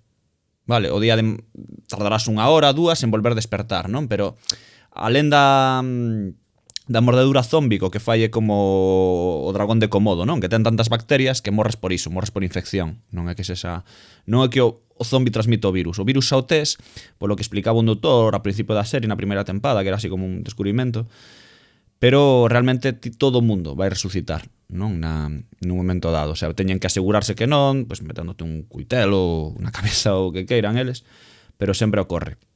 Entón esa visión sempre me pareceu interesante, pero nunca explican o fenómeno en sí, non? Di cando empeza exactamente o paciente número 1 ou que foi ou como se deu, non? E creo que iso sempre foi un acerto na serie. Un pouco ao tema comparativo, un pouco extraño, pero un pouco a tipo Lost, non? De que ao final a serie non iba tanto do misterio ou tal, o sea, era como un gancho que había aí, pero logo xira alrededor totalmente das historias humanas que querían transmitir, dos dramas, dos personaxes e tal. Non é tanto os zombies de forma importante como creo que ao final a illa ou todos estes fenómenos que pasaban en Lost quedan diluídos frente a quizás porque non souberon explicalos. Exactamente, quizás non souberon explicalos ou tal. Non, pero creo que sí, quero decir. Eu non xustifico o de Lost ou todas estas cousas, pero si podo xustificar o de The Walking Dead. Quisir, o de Walking Dead entendo que ti en realidade queres contar unha historia de distopía e os zombies son como o gatillo. Sí, un motor narrativo, como se hai un tornado que acaba co mundo, pois o tornado non é tan importante, sabes? Exacto, sí. Pero bueno, eran dúas series creo semiparellas no sentido porque conviviron, non? Polo menos no 2000 empezas The Walking Dead, por aí debe acabar Lost. Diría que por aí debe acabar. Non conviviron case, non? Convivir non, pero digo que deben estar aí entre fenómenos de series, non sei se me explico, non? De acaba unha e ao pouco temos outra así de gran éxito. Creo que foi máis ou menos así, porque eu estaba na universidade cando acaba Lost, The Walking Dead empeza no 2010, o sea que por aí andará. En fin, sen máis, continuade vos con outras historias seguro ou con calquera cousa. Quería Alba falar de zombies clásicos ou zombies clásicos, máis ben, non sei. A ver, eu supoño que no seu momento resultaría moi difícil imaginar que unha das novelas máis famosas de Jane Austen, que é Orgullo e Prexuízo, no 1813, de feito, servise de base na actualidade, 2 séculos despois, para desenvolver unha historia de zombies, non? Que foi Orgullo e Prexuízo e Zombies, de Graham Smith. No 2021 foi levado ao cine por, non sei como se lee, Burr Steers, non sei, conservando o mesmo título. Entón, non sei, eu teño que dicir que teño o libro que mo regalaron e aínda non o lin e espero que a persoa que mo regalou non estea escoitando porque esa persoa sí que lle dixen coller que me gustara. Pero sí que vin a peli e a min gustoume. O sea, pareceme que está moi ben e que é unha refeitura porque además lin o original de Jane Austen e pareceme que é unha refeitura axeitada. Pero, Alba, cal é a premisa exactamente? Porque eu Claro, é escoitei que teño moitísimo curiosidade. falar deste libro, pero nunca o pilotei moi ben, a verdade. É que tedes que lelo ou ver a película. Non, pero eu lin. que- O sea, o original lino. Que cambia, quero decir aquí? É que non, o sea, é moi Claro, tolo. pero é que non ser Spoilers. locos porque non sei. Vale. Eh, Que non o leo, rapaces, que xa acaba de decir que non o leo. Que pedides? no, o libro no, pero vin a peli, digo. Vale, a película. Claro, o libro no, o libro teño pendente de ler, pero a peli sí que a vin. Que a peli a protagonista é Lily James. Tedes, a ver, é que é unha parodia, é unha parodia. É unha parodia. Pero é un entón- scary movie, quero dicir, é unha cousa de coña collendo de excusa a novela de Jane Austen ou trata os personaxes, No, xoga no, algo no. coas temáticas. Na liña de Scary Movie non é. Non, mantén os personaxes, mantén todo, pero é Orgullo e Prexuizo e zombies. Van ao baile, vanse po baile, van armadas, e ves como se van vestindo, cas ligas, bueno, para matar os zombies e todo. E non sei, é unha parodia da sociedade, de todo. Hai que vela, eu teño curiosidade, teño que Poñendo en vela. relación ca nosa contemporaneidade tamén podes facer esa lectura, pero é que non sei, non me parece axeitado desgranar porque tampouco podo comparar co libro, entón tampouco quero facer aquí spoilers tolos.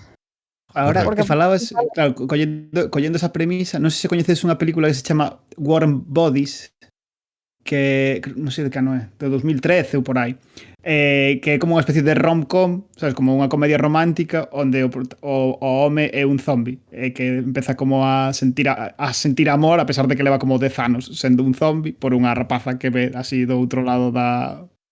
É unha especie de Romeo e Xulieta pero con zombis, que tamén se podría titular Romeo e Xulieta de zombies, supoño, vai. A ver, aquí a cuestión é que, así, para dicilo, para dar un pouco de explicación á audiencia, é que hai unha praga zombi. Entón, os protagonistas do Orgullo e Prexuizo, tanto as rapazas como os protagonistas masculinos, teñen que loitar contra eses zombies. Entón, a novela de Jane Austen desenvolvese igual e no medio hai unha praga zombi coa que teñen que acabar. Entón hai moita parodia e moita crítica social desde o meu punto de vista. E bueno, recomendo vela, pero bueno, o argumento é o da original. Eso tampouco cambia moito. E nada, e despois hai moitas máis obras literarias clásicas que se poden reler desde a perspectiva zombi. Estas non as lin, nin as vin. O Quixote Z, non señor que se apelida González, do 2010, Sherlock Holmes, os zombies de Camford, de López Aroca, Lazarillo Z, que ademais é dun señor que se chama González Pérez de Tormes. E está guapísima ou a portada, por certo. A portada do Lazarillo Z é moi bonita. A ver. Pois nin a vin. E a Illa do Tesouro Z, que por esta teño moita curiosidade de Bernardi. E entre outras, que aquí seguro que hai máis, pero a min estas foron as que máis me chamaron a atención. Entón foron as que anotei. Pero destas sí que non sei dicir máis. Super top a portada, que acabo de buscar, é super top. Está guapísima, está guapísima. Joder, tío. Está guapísima.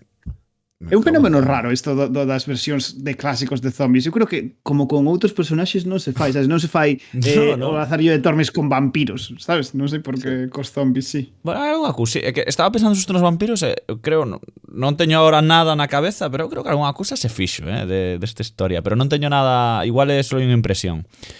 O que non sabría decir, o que non sei se alguén vai sacar o tema zombies nazis e tal, ¿no? Esta reinvención tamén habitual que se deu por aí. Non sei se alguén o tiña notado ou non me deu tempo a repasar todo, que non vou entrar pero tamén houbo como unha chea, non? Do tema zombies nazis en xeral, Eso pero... do Call of Duty, non?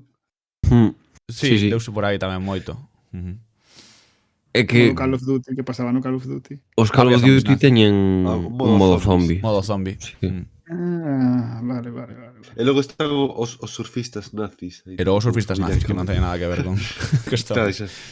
Bueno, Rodicio, surfistas que máis? zombies sí que hai, Sí, tamén. Era un surfista nazi que morreu. Un surfista zombie nazi. Que saibamos, os surfistas non son inmunes á zombificación. Home, a ver, que se falas de música, só un momentiño por romper, unha das mascotas probablemente máis coñecidas do mundo da música é Eddie, o zombie de Iron Maiden, que vendeu máis camisetas que Dios, en plan, é máis coñecida que Jesucristo en algún punto do planeta. Eu só digo que hai unha película que se chama Los surfistas zombies deben morir. Surfistas nazis, perdón, deben morir, perdón. A ver. Non nos vale. Darío, nos queremos te. Hostia, Darío. Desgraciado. Este fuck, Rodicio, Bueno, compañero. zombies na música tamén, joder, o zombie máis famoso é o de Thriller, joder, o de Michael Jackson, que tamén Sí, como que puxo no mundo pop, sabes, no mundo de cultura xeral o zombie cando aínda non era tampouco tan, o sea, cando era unha cosa prácticamente de nicho, vaya. Probablemente ese é o primeiro videoclip videoclip en incluílos, non? Non o sei, igual aquí meter un triple da Virgen, non? Pero O máis famoso seguramente sí. no, máis famoso 100%, iso sen E dúbida. o máis famoso zombies, o primeiro non sei, pero o máis famoso seguramente. Joder, como que Eu porque non me- bailei esa canción, de feito, na cena de empresa unha vez. Porque tíamos que disfrazar o tema, tal. Joder. Que imaxe. surfista, Darío. Surfista. Surfer. Por certo, Robert Kirkman tamén é o coautor de Invincible, que é unha serie que está tendo bastante éxito agora por Amazon Prime, pero que tamén o libro tivo bastante, os cómics tivo bastante éxito, que é como superhéroes mal, por definirlos de alguma maneira. Non é The Boys, é outro rollo, é un rollo diferente. Podedes vela, está ben. É outro rollo, pero tamén se define así, vaya. Sí, podríamos definir así, moi resumidamente. Señor Rodicio, cando nos tira algo novo? Pois sí, hablamos un tema novo. Queríamos falar tamén un pouco de como de novas perspectivas no mundo zombie, ahora que xa falamos como de antecedentes, un pouco a definición, un pouco tamén de Walking Dead, algúns casos moi famosos. Pensando en novas perspectivas, non é unha película que me pareza especialmente fresca, pero pareceme paradigmático de que con moi pouco nun xenero tan marcado por unhas reglas preestablecidas como é dos zombies, con un pequeno cambio que fagas poder ser de repente moi fresca. Non sei se coñecedes, eu supoño que si son pelis moi famosos, a de 28 días despois e 28 semanas despois, que eu recordo velas no cine, a primeira, e que me pareceu como super fresca, parecía unha peli de zombies como completamente diferente, e en realidade o único que fai é convertir os zombies lentos en zombies rápidos. Os zombies, en vez de correr de ti moi despacio e claramente podes escapar, de repente corren máis que a ti e entón son como terroríficos dunha maneira completamente diferente. Pero o resto da peli, se a ves dende fora, se pensas despois nela, é moi prototípicamente de zombies, non pasa nada especialmente novidoso, e aínda así, sabes, con esa pequena chispa conseguir un montón. É que a peli daba moito medo, Moito medo, tío. A escena Joder, final de cando 28 vi días despois acojona que flipas. a toda a mansión, parte final. Ademais é curioso, non? Porque falábamos antes de xeografía, aquí como que vai a menos cada vez máis, non? Como que van de toda a cidade, van adentrándose cada vez máis no rural, acaban na mansión, e acaban simplificando eso, non? Do máximo que libre, que era Londres, Sí, era en Londres, sí. E dai van como cada vez menos ata acabar na mansión, onde teñen ali o tipo ata unha peli que no seu día cando a bien parecerame moi terrorífica, sí. Moi de tensión, non? Porque é verdade que estes zombies, joder, que non paraban de... Claro, eran terribles, en plan, era unha carreira brutal sobre ti, non? De raiva, de querer matarte. Sí que me parecerá todo un acerto de Boyle, no seu día. Bueno, así se tratou, non? Toda a crítica estivera contentísima con ela e a xente ten bo recordo, non? A 28 semanas, non. Pero a de 28 días... Non é mala tampouco, é menos... Non é mala, pero bueno, creo que a fórmula sorprende menos, non? Eu creo que distí, claro. non? Que reinventaba un pouco a historia esta, simplemente facendo que corresen moito, pero estaba moi ben, non? E ademais a xente, todos os protagonistas, os implicados actores, facían un papel, a verdad, moi chulo, moi exemplar. Sí, que non é nada que funcione, Boa peli. que non é nada que funcione porque sí, porque por exemplo penso que unha peli que xoga con ese tropo fracasa é a de Guerra Mundial Z cos zombies Sí, eses que se montan terrible. como facendo muros, en plan os zombies castellets, sabes, unha cousa. Sí, é terrible. No, é terrible. A mí en Guerra Mundial Z personalmente, o sea, detesto a peli, pareceme terrible, terrible porque en ningún momento que creo que en ningún momento crees que a Brad Pitt lle vaya a pasar nada. E cando sobrevive un puto accidente de avión, dice que non lle vai a pasar nada nunca. Porque sí, ademais, sobrevive o accidente de avión because Nesa peli hai reasons. moitas escenas que son what the fuck. Por exemplo, hai unha que creo que tipo tomas unha Pepsi, non? Así super comercial, sabes? Plan super Sí, o anuncio, sea, sabes? xa fora dese product placement, é que é todo mal, esa. A mí é unha peli que os zombies non dan medo, pero non é para nada como 28 días despois, que ten o seu aquel absoluto e sintes realmente que son vulnerables e que Brad Pitt en ningún momento desa peli parece jodidamente vulnerable, ¿sabes? De que da igual, o sea, é un puto máquina polo mundo, un crack, un campeón. Porque intentan venderte, que é increíble polo mala que é, intentan venderte ao principio que todos están en perigo porque como que che presentan o personaxe que iba a ser Brad Pitt e morre porque se tropeza e cae na entrada dun avión. E entonces que pensar que, Dios mío, todos están en perigo. Despois Brad Pitt é inmortal, basicamente. Sí, é que é jodidamente inmortal. Parece que me lle meteron o Desastre, truco este, o cheat do GTA ou algo e suda os collos todo, tío. Todo o que pase, da igual, todo o que pase da igual, tío. O sea, en plan, Non se lleve nin preocupado, tío. nin Non se lleve preocupado. nin preocupado, Nada, é o problema dun guión, creo, de non saber contar unha historia. Simplemente. Sí, porque din que o libro está moi ben, Din que o Sí, libro teño que lelo, teño que funciona lelo, como a unha verdade especie de como se fose unha especie de ensayo político, como, bueno, no, como unha especie de ensayo xornalístico, pero que está moi ben, din. Sí, sí. Moi ben, máis obras por aí, Alba, non sei se queres remitirnos algúns clásicos tamén, fora de Crime e Castigo, non? A ver, despois hai moitas obras orixinais sobre o xénero Z, non? A Apocalipse dos Mortos. A min estas, a verdade, eu non as coñezo, Non son máis pero modernas, bueno. sí. Apocalipse dos Mortos é do 2011, Carne Morta do 2011 tamén, A Cidade dos Mortos tamén do 2011, O Despertar dos Mortos do 2010, e despois tamén contamos con perspectivas variadas e excepcionais, por exemplo, en Diario dun Zombi. Isto cheguei eu a ir a un congreso no que falou David Roas, se non recordo mal, do Diario dun Zombi, porque o protagonista, por causas inicialmente descoñecidas, conserva a súa conciencia despois de se transformar. E despois tamén temos o Diario dunha invasión zombi, que é sobre un marín estadounidense, desertor, que empeza un diario desde o sótano da súa casa, que foi convertida en búnker, no que relata os seus problemas para resistirse aos mortos viventes que invadiron o mundo enteiro. Meu pobre. Son lenda un pouco, non? Tamén é un pouco esa premisa, non? Sí. Iba a comentar moi brevemente que hai un momento en que estaba aquí Apocalipse dos Mortos, Carne Morta, Cidade dos Mortos, Despertar dos Mortos, e me parecía moi o de Forrest Gump coas gambas, non? De gambas a non sei que, gambas sabes, en plan de acabouse a originalidade, non? Despertar dos Mortos, Amanecer dos Mortos, Carne Mortísima, da igual. A declaración da renta dos mortos. Declaración da renta dos mortos, Pontevedra morta, Carreiras de mortos. Que da igual, non? Como tal. Perdón, Pablo, que ibas a comentar aí tamén algunha cousiña. Non, eu quería meterme nesta cuestión das perspectivas variadas, non? De como hai ficcións que están empregando a idea do zombi para sair dos parámetros moi codificados do xénero. E pensaba nunha obra que non está dita ter en conta neste xénero, máis que realmente sí que usa moito outros tropos, que é Dark Souls. O que pasa é que, claro, explicar o que é Dark Souls pode ser hoxe en día ou moi redundante, non? Polo impacto brutal do fenómeno, é dicir, é a gran obra de alta fantasía do noso século, seguramente, independentemente de que non se producise na literatura, senón en videoxogos. Pero, por outra banda, se non sabes o que é Dark Souls, precisamente porque subverte tantos tropos da tendencia, é un pouco difícil de comprender. Entón, vou intentar facer así unha aproximación rápida a ver como sae.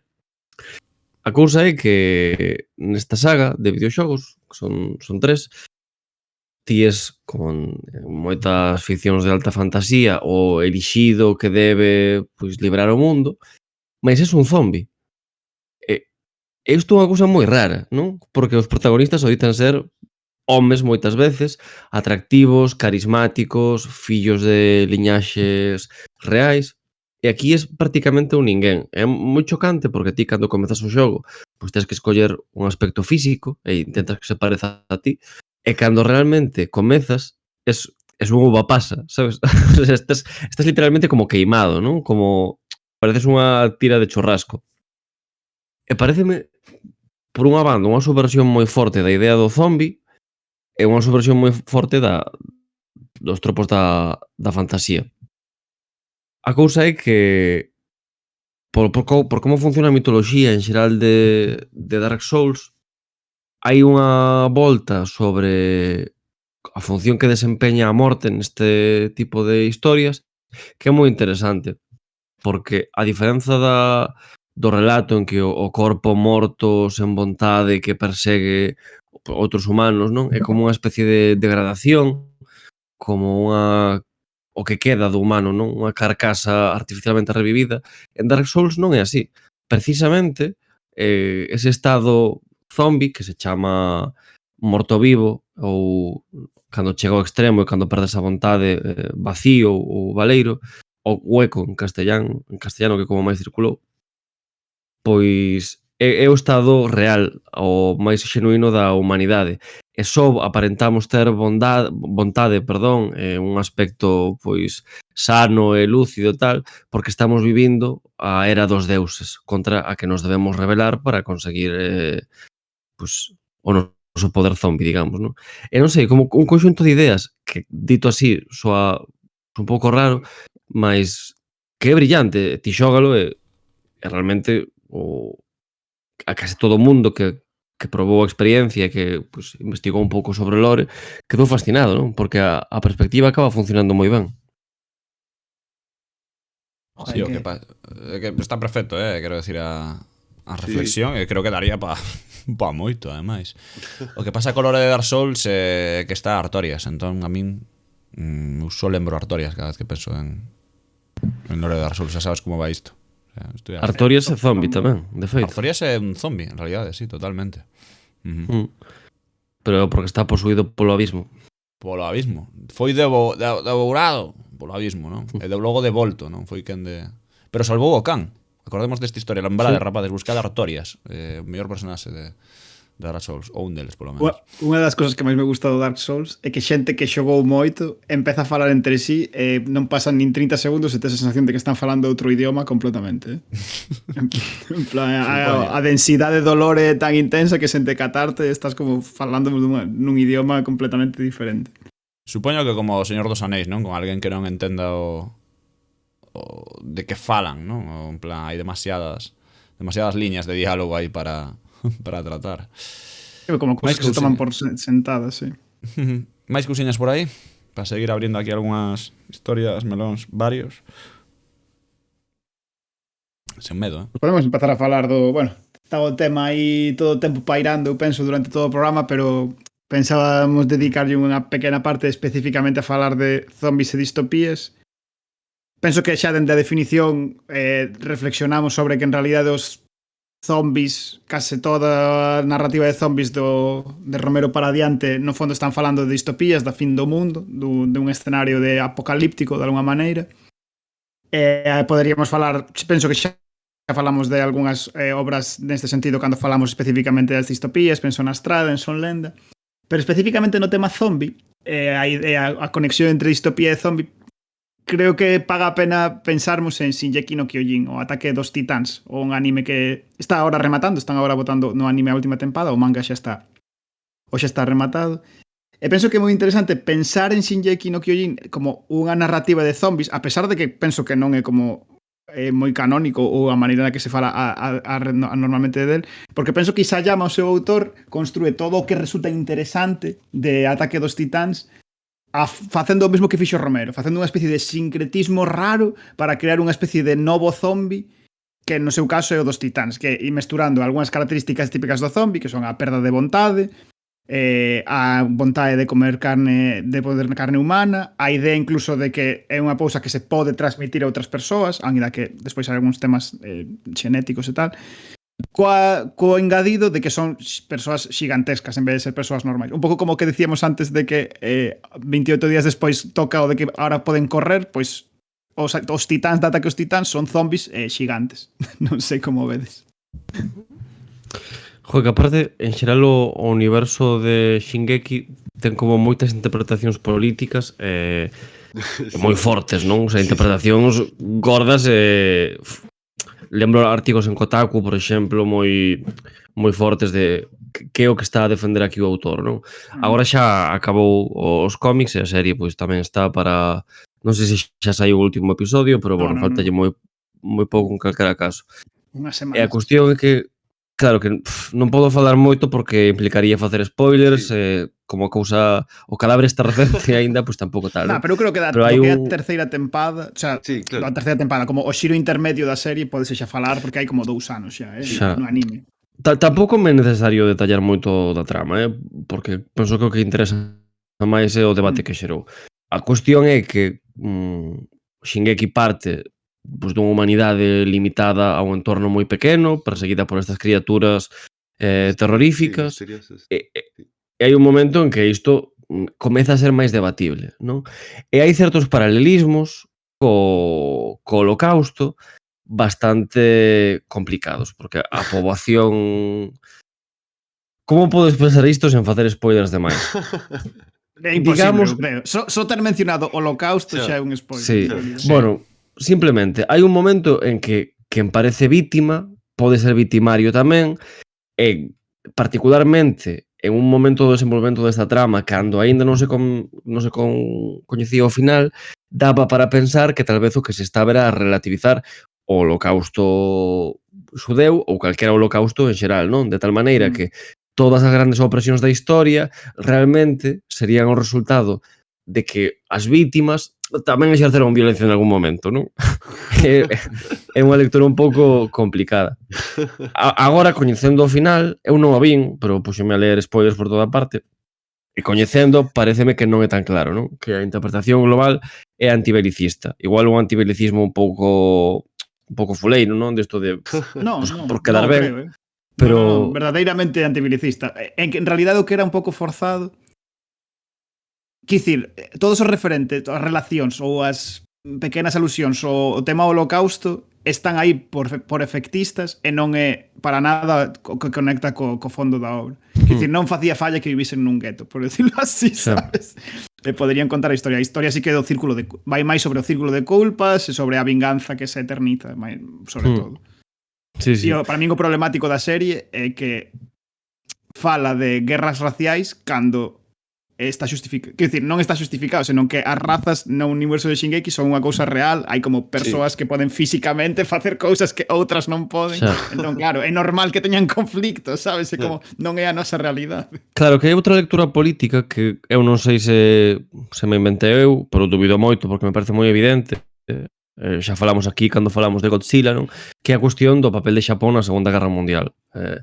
O escenario fundamental en que decorre Shingeki é unha illa, o carácter insular de Xapón pois, é evidente, a trama basease precisamente en que os protagonistas, a liñaxe, a raza protagonista dispoñía dun poder bélico moi forte que lle foi furtado por outra potencia, non?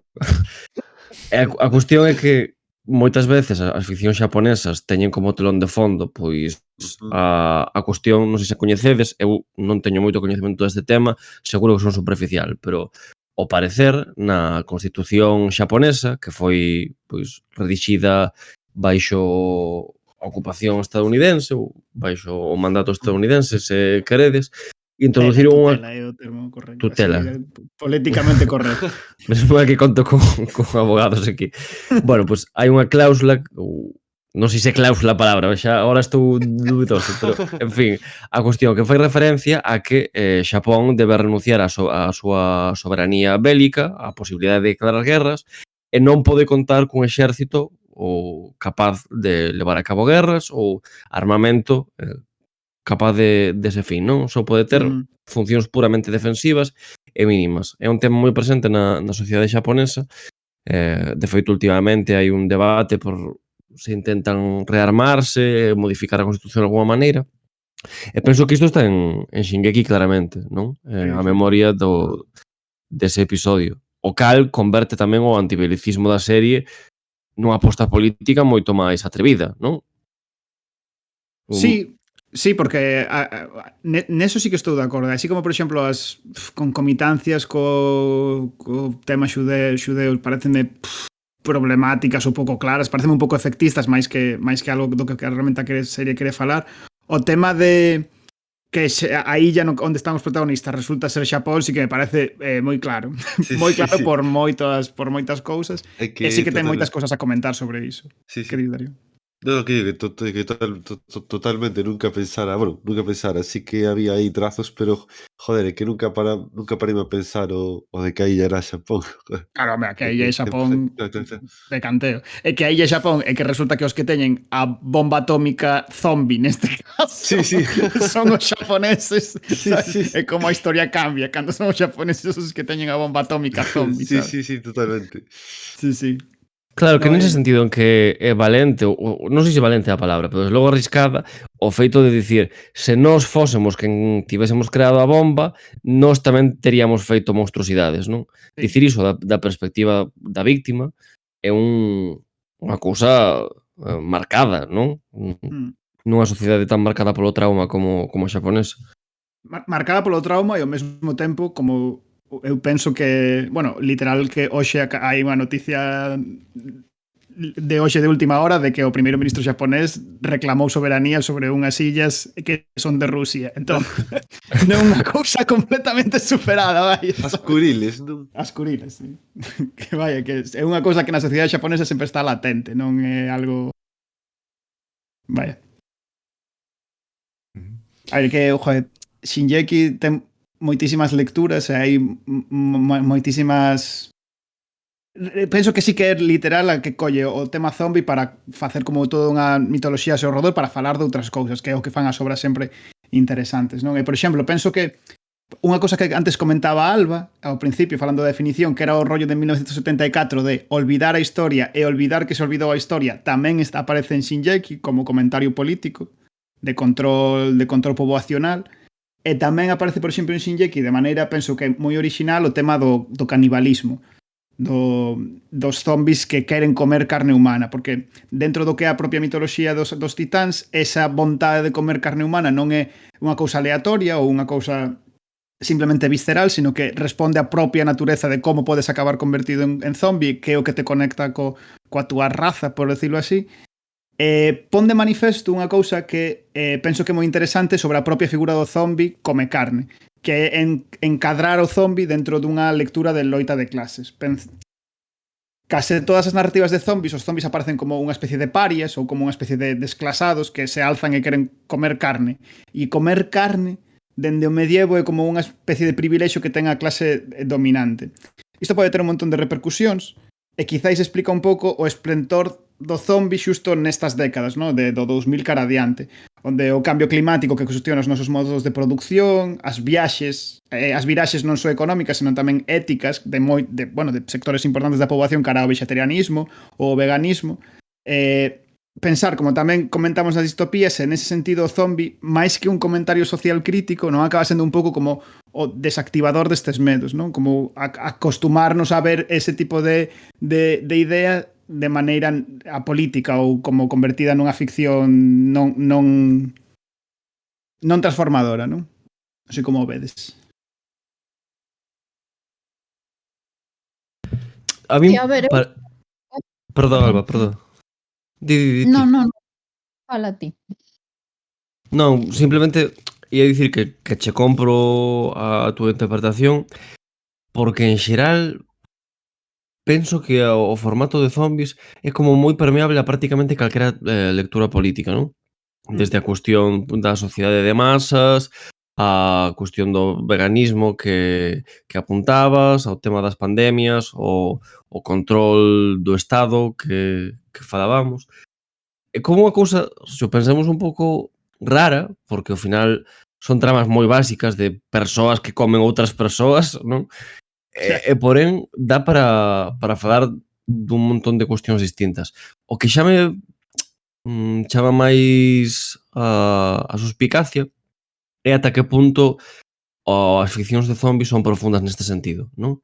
Paréceme que ás veces hai unha vontade de introducir un subtexto político por aquilo, o que tamén falábamos con The Last of Us, de darlle unha certa altura intelectual a un produto que non deixa de ser, pois, de consumo directo, e está ben que funcione así.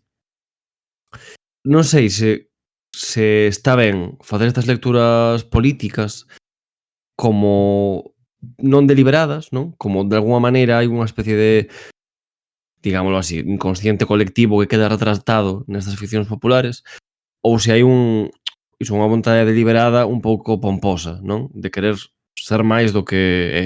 Non sei se me estou explicando ben, Sí, pasa que no caso en concreto compro, entendo que sí que é verdade que hai veces tes esa sensación, pero de todas maneiras as interpretacións si falan dunha cosa que é do fenómeno, de por que de repente hai como 200 películas en 10 anos sobre zombies. A que responde? Non pode ser simplemente a que está, o sea, pode ser simplemente a que está de moda, pero as modas tampouco aparecen na nada, non?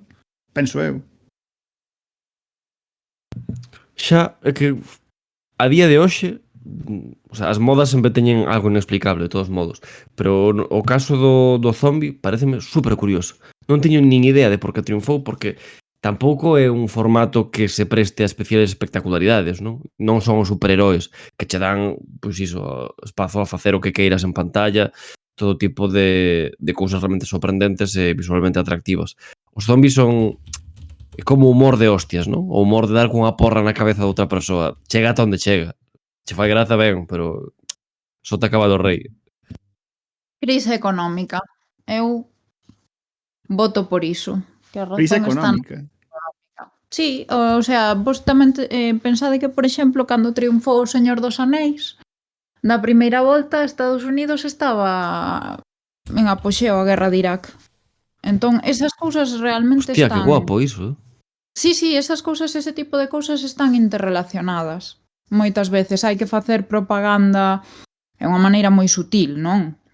Que ninguén interprete que o Señor dos Anéis estaba facendo propaganda da guerra, pero realmente que triunfen ese tipo de películas nese determinado momento quere dicir algo, non? Non pasou o mesmo, por exemplo, co Hobbit. Entran moitos máis factores, eu sei que o Hobbit non ten a calidade do Señor dos Anéis, pero iso, quero dicir que o contexto favorecía porque había un discurso de que confluía co dunha lectura posible da obra. Entón, bueno, o dos zombies tamén, pois eso, ten que ver ca... Eu non sei, apostaría por aí, é unha idea que estou lanzando. Crise económica, a devaluación da vida, dos valores, da calidade de vida, agora ca pandemia supoño que... Home, agora ao mellor inmediatamente non, pero...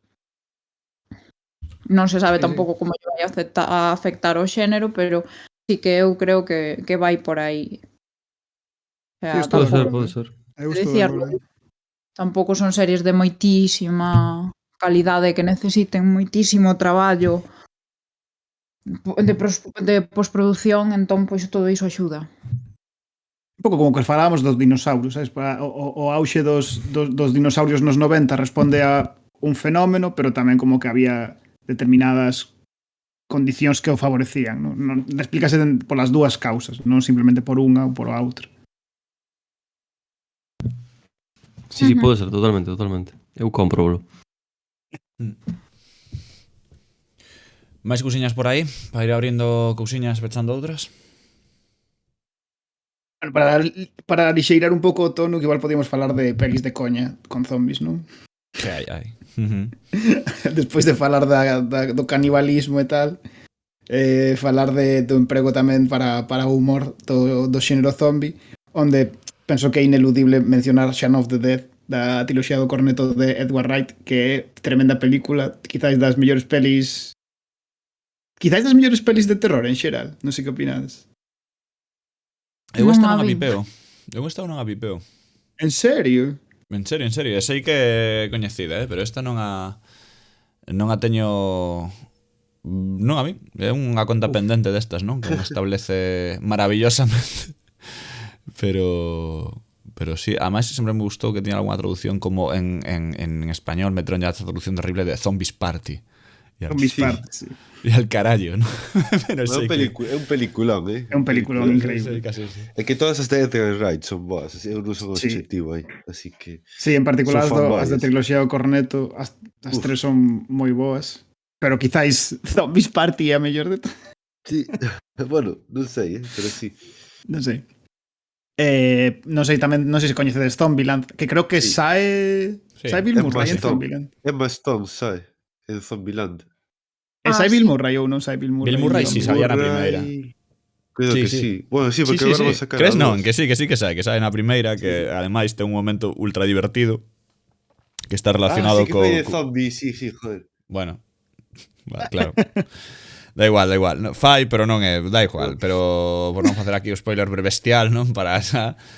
Pero está, a mí gustou moito esta de a aparición de Bill Murray é genial, simplemente genial, e o que pasa a continuación por varios motivos e tal, é tamén bestial, así que aquí era Woody Harrelson e o rapaz este da rede social, que non me sale o nome do actor. Que, perdón, actor, que me dá moita grima ese chaval, non sei. Sí, eu recoñezo que teño certo atirre tamén a este tipo, o sea, se me parece como que falla máis papel de tío horripilante, non sei como decirlo, de non sei, porque te pero... lembra a Mark Zuckerberg, ¿no? Igual es por eso.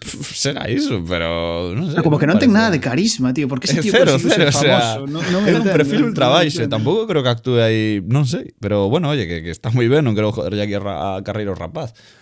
Pero a min Zombieland fíxome gracia no seu día, sobre todo polo tema esta así de romper a cuarta parede, de ter así un pouco das regras, non, que iba lanzando él, non, de mata e remata. Bueno, aquí se decía, no, a verdade non había inglés, non sei. Sí, a mí parece moi entretida. E creo que moi recolle esa esencia, non, do cine de serie B, non, que tan usado tamén no xénero zombie, non, que ao final case calquera pode disfrazarse, non, de zombie ou facer este tipo de cousas, super gore tamén, non, en segundo que aplicación. Entón creo que sempre funcionou moi ben o xénero zombie así en baixas producións, non, porque ao final é posible ser un zombie, non, na casa. Creo que ademais en Entroido non sei vos, eu creo que algunha vez cheguei a medir de zombie, ahora que eu penso en algún así en plan grupo, e ao final é de doado, non, tampouco é a gran cousa de disfraz. Pero está aí a idea. Eu creo que por iso hai tanta peli, non, de serie B tamén deste momento, porque podes montar algo con pouco, non, relativamente. Sí. Sobre todo, ademais que ten as súas propias normas, non? Creo que é fácil, creo que é doado facer algo. Sí, permite como saltarte gran parte do primeiro acto, non? Non tens que explicar nin quen pasou, nin como hai que matar os bichos, todo está xa explicadiño, e só tens que maquillar a xente e empezar a matala directamente, sí. Sí que é certo, Non sei se coñecedes Evil Dead, que dos anos 90, que tamén penso que é unha peli moi graciosa, moi boa. Que a segunda, en cambio, vira e son viaxes no tempo. Que a serie de Evil Dead é moi loca, Non se coñecedes as pelis, pero... Sí, que hai unhas pelis. Hai unha serie agora que está tendo como moito éxito, non? Ou tivo... No, eu creo que sí, non? A min suame que sí, que había unha serie que estaba tendo un éxito relativo, non? Pues a ver, o mítico, como se chama? Ash Williams, non? O protagonista Ash, ese que un clásico interpretado por Bruce Campbell podía ser, creo que sí. Bruce, sí. Sí. Son moi boas, a mí gustaron moito. A mí a primeira está moi ben. As dúas, a que é como unha parodia do Yankee na corte do Rei Artur tamén é bastante boa, A mí por menos gustou, vai. Pareceme pelis cachondas. Sí. Mira, de serie sí, está aquí, ademais está desenvolta por Sam Raimi. Ash vs Evil Death. Ash vs Evil Death. Sí. Hostia. Non sei en que canal está, ahora non lembro, pero agora me devela. Non a vin, pero sei que sei que está aí, non? Entón, pois, bueno, pois habría un día que botarlle unha ollada, supoño. Sí. Máis cousiñas por aí que nos quedan. Podeu pasar directamente a algo político, non? A min, máis que político, é o tema de que isto é real, todo o que vou contar agora. Hai un punto, non? Real. This is real. eu creo que os zombies, non? Que falaba antes do tema sempre tragas un pouco na cultura popular. É certo que son amplamente coñecidos, non? Eu creo que a día de hoxe o termo como que ti explicabas, non? Esa primeira parte do acto do relato non importa tanto porque todos sabemos como funcionan os zombies. En plan, non hai moito que explicar. Van aí medio lentos, probablemente algúns tamén rápidos, se poñemos a facer as normas, pero que si sabemos é que se lles jodemos a cabeza morren. En plan, todo isto está como moi aí, non? Está Por tan outra aí parte, que ese sempre é o caso, pero vai así. Sí, no. Está tan aí o tema zombie, non? ¿No? Que no seu día chegaronse a preguntar en certos parlamentos do mundo se había algún protocolo anti-zombie, non? Se aparecía unha explosión zombie, como íbamos poder facer, non? Estados Unidos, por exemplo, o CDC creo que era, non? O de control de enfermidades, non? Sí. Pois fixera o plan. O sea, tiñan un plan real anti-zombie. E a pregunta chegou a ser en España no 2017, chegou a unha destas sesións, non? De control, non iba a decir o Parlamento, pero é certo que sería máis ben unha sesión destas de control, a preguntar o senador de Compromís se había algún plan contra os zombies. Naquele momento estaba Mariano Rajoy e claro, tiveron que admitir de que a verdade que non tiña ningún plan, non? Sobre isto. É certo que aí esta pregunta diríades, pero hai xente que leva estas... Sí, e ademais foi respondida e ademais foi como eu supoño que tiraron de bastante aquí humor e tal, falaron coa RAE, non? Para identificar que era un zombie según a RAE, bla bla bla bla bla bla, e acabaron por dicir que, bueno, como o zombie tamén estaba un pouco de falto de inteligencia, non sei que, pois probablemente non sería excesivamente difícil tratalo, non? No seu momento, non creen que fose unha crise real no país, no caso de termos aquí un tema. Ademais, se había un apocalipse e isto significa fin do mundo, pois tampouco nos temos que preocupar porque xa chegou a fin do mundo, co cal sería outro problema. Cousas de Mariano Rajoy, que credes que vos diga, pero vaya, que saibades que Españita non ten plan de anti-zombies, así que estamos ben jodidos, como diríamos por aquí. O sea, non hai outra. Siento moito, pero eu vexo que vai haber puta un España. zombie. Que puta España, tío. En vez de invertir... ¿Por que non meten cartos nisto, tío? Temos que meter cartos en outras movidas, non meten cartos en un puto O plan é anti-zombie. rendirse aos zombies. O plan é rendirse. O plan é rendirse. O plan é que Pedro Sánchez coa súa beleza consiga convencelos de que non deben actuar neste estado, ¿no? Eu creo que é o plan. Non sei. Esta é a posición oficial de España versus os zombies. Sinto moito. Eu nesta liña, buscando así ficcións de zombies políticas, atopei unha, dándolle unha volta así un pouco rara, que realmente conecta un pouco con puta España, ¿no? Porque a idea de conectar zombies con independentismo, e iso atopeino na obra que menos pensaría, que é o Sekiro. Non sei se o xogastes ou se polo menos coñecedes. Sí. O Dark Souls necesito saber como sigue esta liña de traballo túa. Atento. E que aparte é unha cousa que non foi notada, non sei por qué, porque é un subtexto importante da obra. É unha obra de histórica, en certa maneira, e trata a era Sengoku, en que pois o Xapón vaise centralizando e as bellas fidelidades feudais aos señores aos territorios concretos van desaparecendo, non? Nun proceso de imperialismo. Básicamente este é o centro da historia. O que pasa é que nunca se enuncia de maneira directa, mas o principal vilán da historia, que é Genichiro, basicamente o que está a facer é rebelarse pois, contra o proceso de perda de soberanía da súa casa originaria e intenta conseguir que pois iso, que a súa nación, digamos, permaneza soberana. E a cousa é que isto está por un lado e por outro lado, hai unha trama central sobre a morte, a inmortalidade e como trascender a vida. Todos as grandes personaxes da historia están buscando prolongar a vida, sexa pois, na procura de inmortalidade ou na procura de servir ao seu señor da maneira máis útil posible. Hai unha maneira, por exemplo, moi difundida no espazo en que se desenvolve a trama, que é o contaxio dunha especie de insectos que viven na auga e que se desenvolven no corpo dos aldeáns, creando unha sorte de de cempés que os converten en inmortais, non? Mais tamén nun estado zombificado. Esta reflexión constante sobre unha inmortalidade mala, negativa, sobre o prezo de prolongar a vida, ao final é unha metáfora sobre a cuestión da vida das nacións orixinarias, non?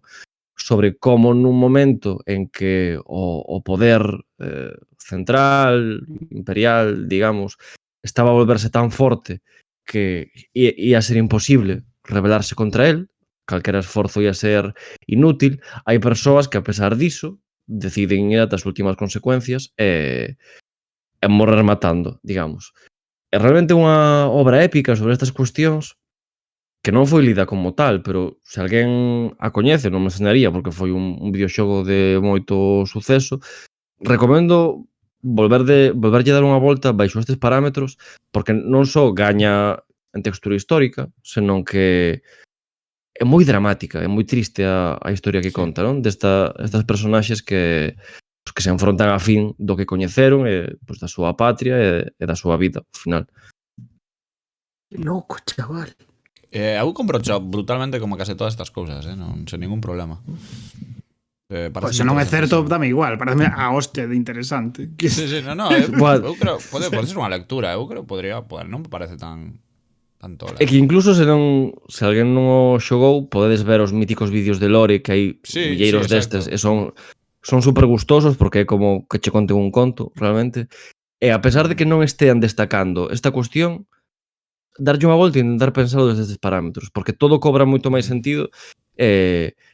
From Software en xeral fai xogos coñecidos polo seu carácter pois, épico, heroico, fantástico, mais este parece un xogo moi sensible, moi lírico, é moi sutil, non? Que é algo que non adoita estar nesta produción, pero nada, moi boa, a verdade, ten moi fino o Sekiro, a verdade. Que guai. Eu por ir encarando esa recta final do programa, a comentar unha cousa que antes puiden comentar xa, non? Que é cando realmente que nas ficcións zombies, eu que non lembro onde sacar esta información, pero pode ser real, non? Porque algunhas historias sí que comparten esta idea, esta pequena semente, non? De que nas ficcións zombies é habitual que os personaxes non saiban nada de zombies, non? En plan, son incapaces de entender que o que teñen diante é un zombi polo cal a desgracia inde maior no planeta, non? En xeral, por exemplo, isto pasa en The Walking Dead ou Resident Evil, non? Que ninguén ten idea do que é un zombi. Es máis, non os chaman zombies ou inda que os chamanos cousas, monstruos, calquer termo, non? Pero xa non é que eviten o termo zombi, sino que non entenden como funciona o que para nós sería algo moi natural. Se nos aparece un zombi diante, diríamos, joder, este é un zombi, tío. Tiro na testa e a seguir, ou con un bate ou unha rama ou algo, non? Saberíamos máis ou menos decir que non te morda porque te vas contaxiar, que non sei que, sabes? Falaríamos así un pouco como unha tolemia colectiva, pero que todos saberíamos máis ou menos que facer. En as ficcións zombies isto xeralmente non pasa, non acontece, non? Non teñen nin idea do que está a pasar o mundo e mesmo é totalmente infravalorado, non? O fenómeno. Non sei se estades de acordo con isto, de que parece así unha semente que se repite en diferentes cuestións ou diferentes ficcións deste xénero que xa contamos unhas cantas, e sí que vexo que é moi habitual no contra... E non sei se mesmo é obrigado para que a historia teña máis sentido ou que se sosteña realmente de que isto provoca unha desgracia real e mundial, non? Porque supoño que nun mundo real, no momento en que temos mínima sospeita de que me cago en Dios, isto é un zombi. Eu creo que arrasábamos ali, mandábamos un bombazo nuclear, creo que andaba nada, non? Non sei, deixo vos a cuestión aí enriba da mesa, de que se é preciso un descoñecemento do mundo zombi para que a apocalipse zombi chegue. Non sei se é un descoñecemento. Supoño que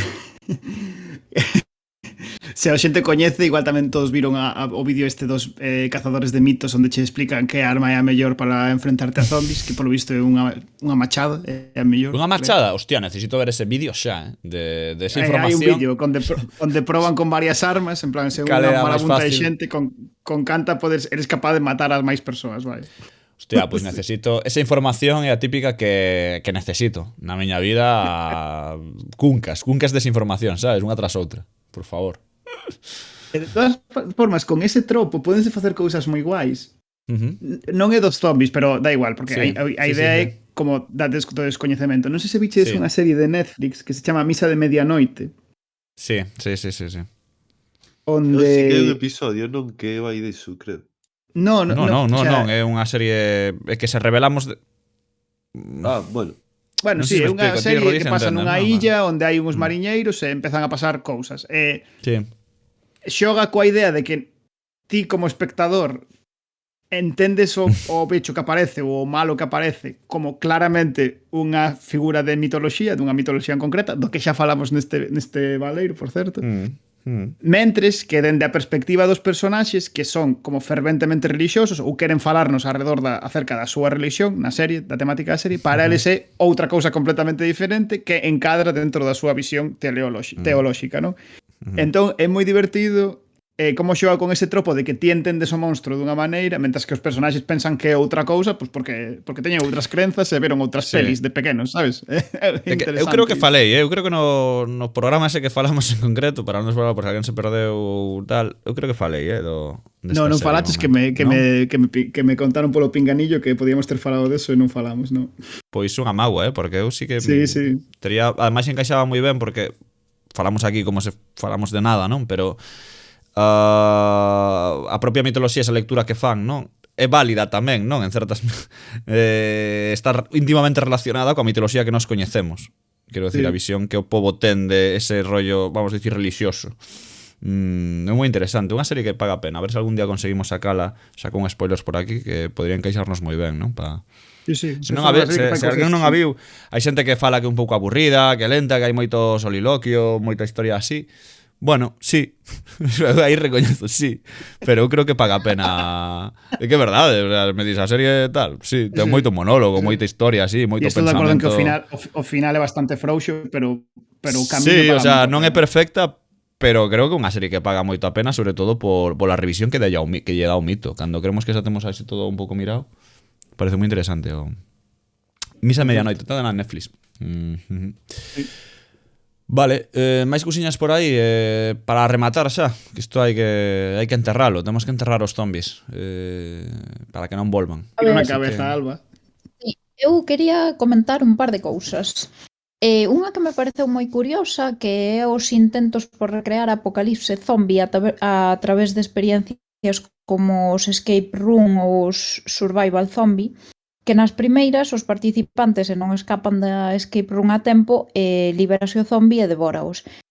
No survival zombie é un xogo de rol que se recrea é un rol en vivo, non? Entón recrease un apocalipse zombie en toda regra e é un evento de gran magnitude no que os organizadores distribúen hordas de zombies pola poboación, mentres que os centos ou miles de participantes, previo pago, van percorrendo a cidade na procura do antídoto, sorteando unha serie de probas preparadas pola organización ao tempo que intentan non ser vistos por estas hordas, porque se iso sucede e fosen atrapados, transformaríanse en zombies e uniríanse a un dos grupos que pululan pola cidade. Literalmente, porque o que fan, a organización provee de puntos de maquillaxe onde se caracterizan os participantes como mortos vivintes para que cando sexan atrapados e finalice a súa participación como supervivintes poidan seguir gozando do xogo como zombies.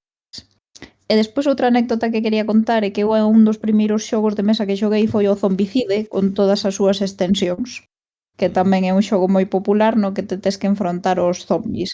Eu en concreto era unha guerreira que tiña unha besta. Fun un pouco, non me enterei de nada do que pasou porque me tiveron todo o rato que explicar o que tiña que facer e como iban as cartas e como iba o xogo, pero sei que ao final axudei a gañar. O sea, que ao final conseguimos derrotar os zombies. Traballo en equipo. Sí, mola moito. Sabes que nunca entrei nun escape room destes. Nunca fixen un. Non sei se iso é raro ou normal. Eu fixen rol en vivo, pero bueno, non era de zombies. Non era de zombies. Pero molaríame facer o de zombies. Os de zombies, ademais, son super multitudinarios. Eu coñezo, sei duns que o fixeron en Betanzos e eran como 300 persoas. Unha cousa así, Igual podes chegar a liar unha boa, É que 300 persoas pola rúa liando así unha desto de igual algún lle dá algo na pataca, Hostia. Sí, os que o sea, coñezo xente que xogou e dixeron que tiveron momentos de medo, de pasar medo de verdade, de que que che entra o agobio de verdade. Unha cousa loquísima. Que guapo. Sí, se te metes no papel mola moito. Bueno, pois non sei se queredes abrir algún melón máis ou pechamos aquí, despedimos a xente que nos escoita, que é boa. Eu queria comentar unha curiosidade. Sí, por favor. A ver, hai un servicio de Amazon que se chama Lumberyard, que é un pouco pois para deseñar videoxogos, non? Entón, nas condicións de servizo deste motor gráfico para realizar videoxogos, na cláusula 42.10 di o seguinte: di, uso aceptable, sistemas críticos para a seguridade. O uso dos materiais de Lumberyard debe cumprir a política de uso aceptable de AWS, que é Amazon, non? Os materiais de Lumberyard non están deseñados para o seu uso con sistemas críticos para a vida ou para a seguridade, como uso no funcionamento de vehículos de equipos médicos, sistemas de transporte automatizados, vehículos autónomos, control de aeronaves ou tráfico aéreo, instalacións nucleares, naves espaciais tripuladas ou uso militar en relación co combate en vivo.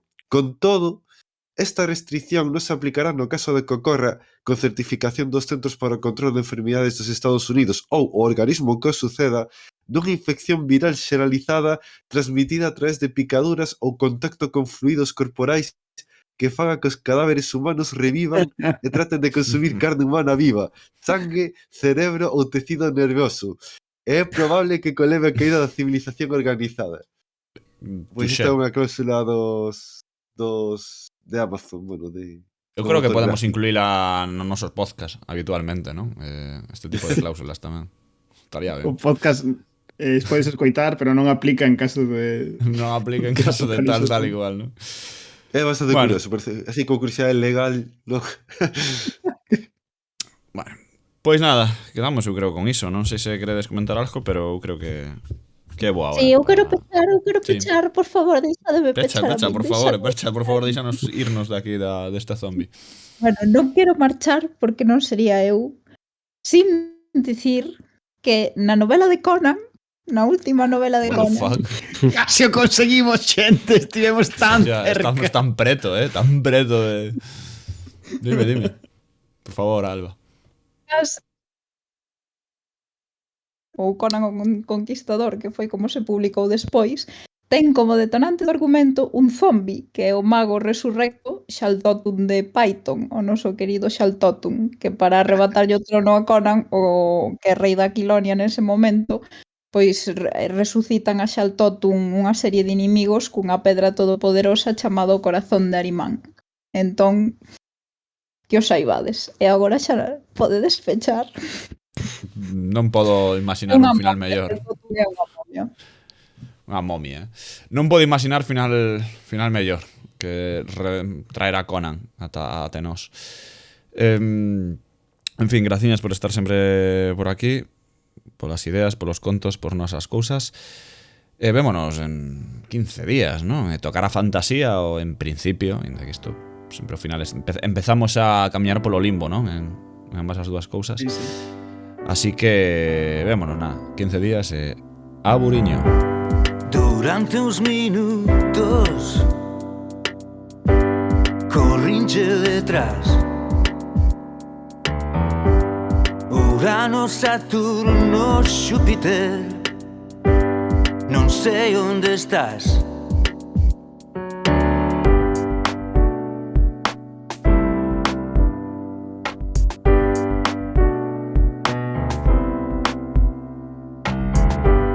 Sentado no porche Todo está en paz Eu son o último terrícola Non fun quen de marchar No meu telescopio Made in Taiwan Vexo aparecer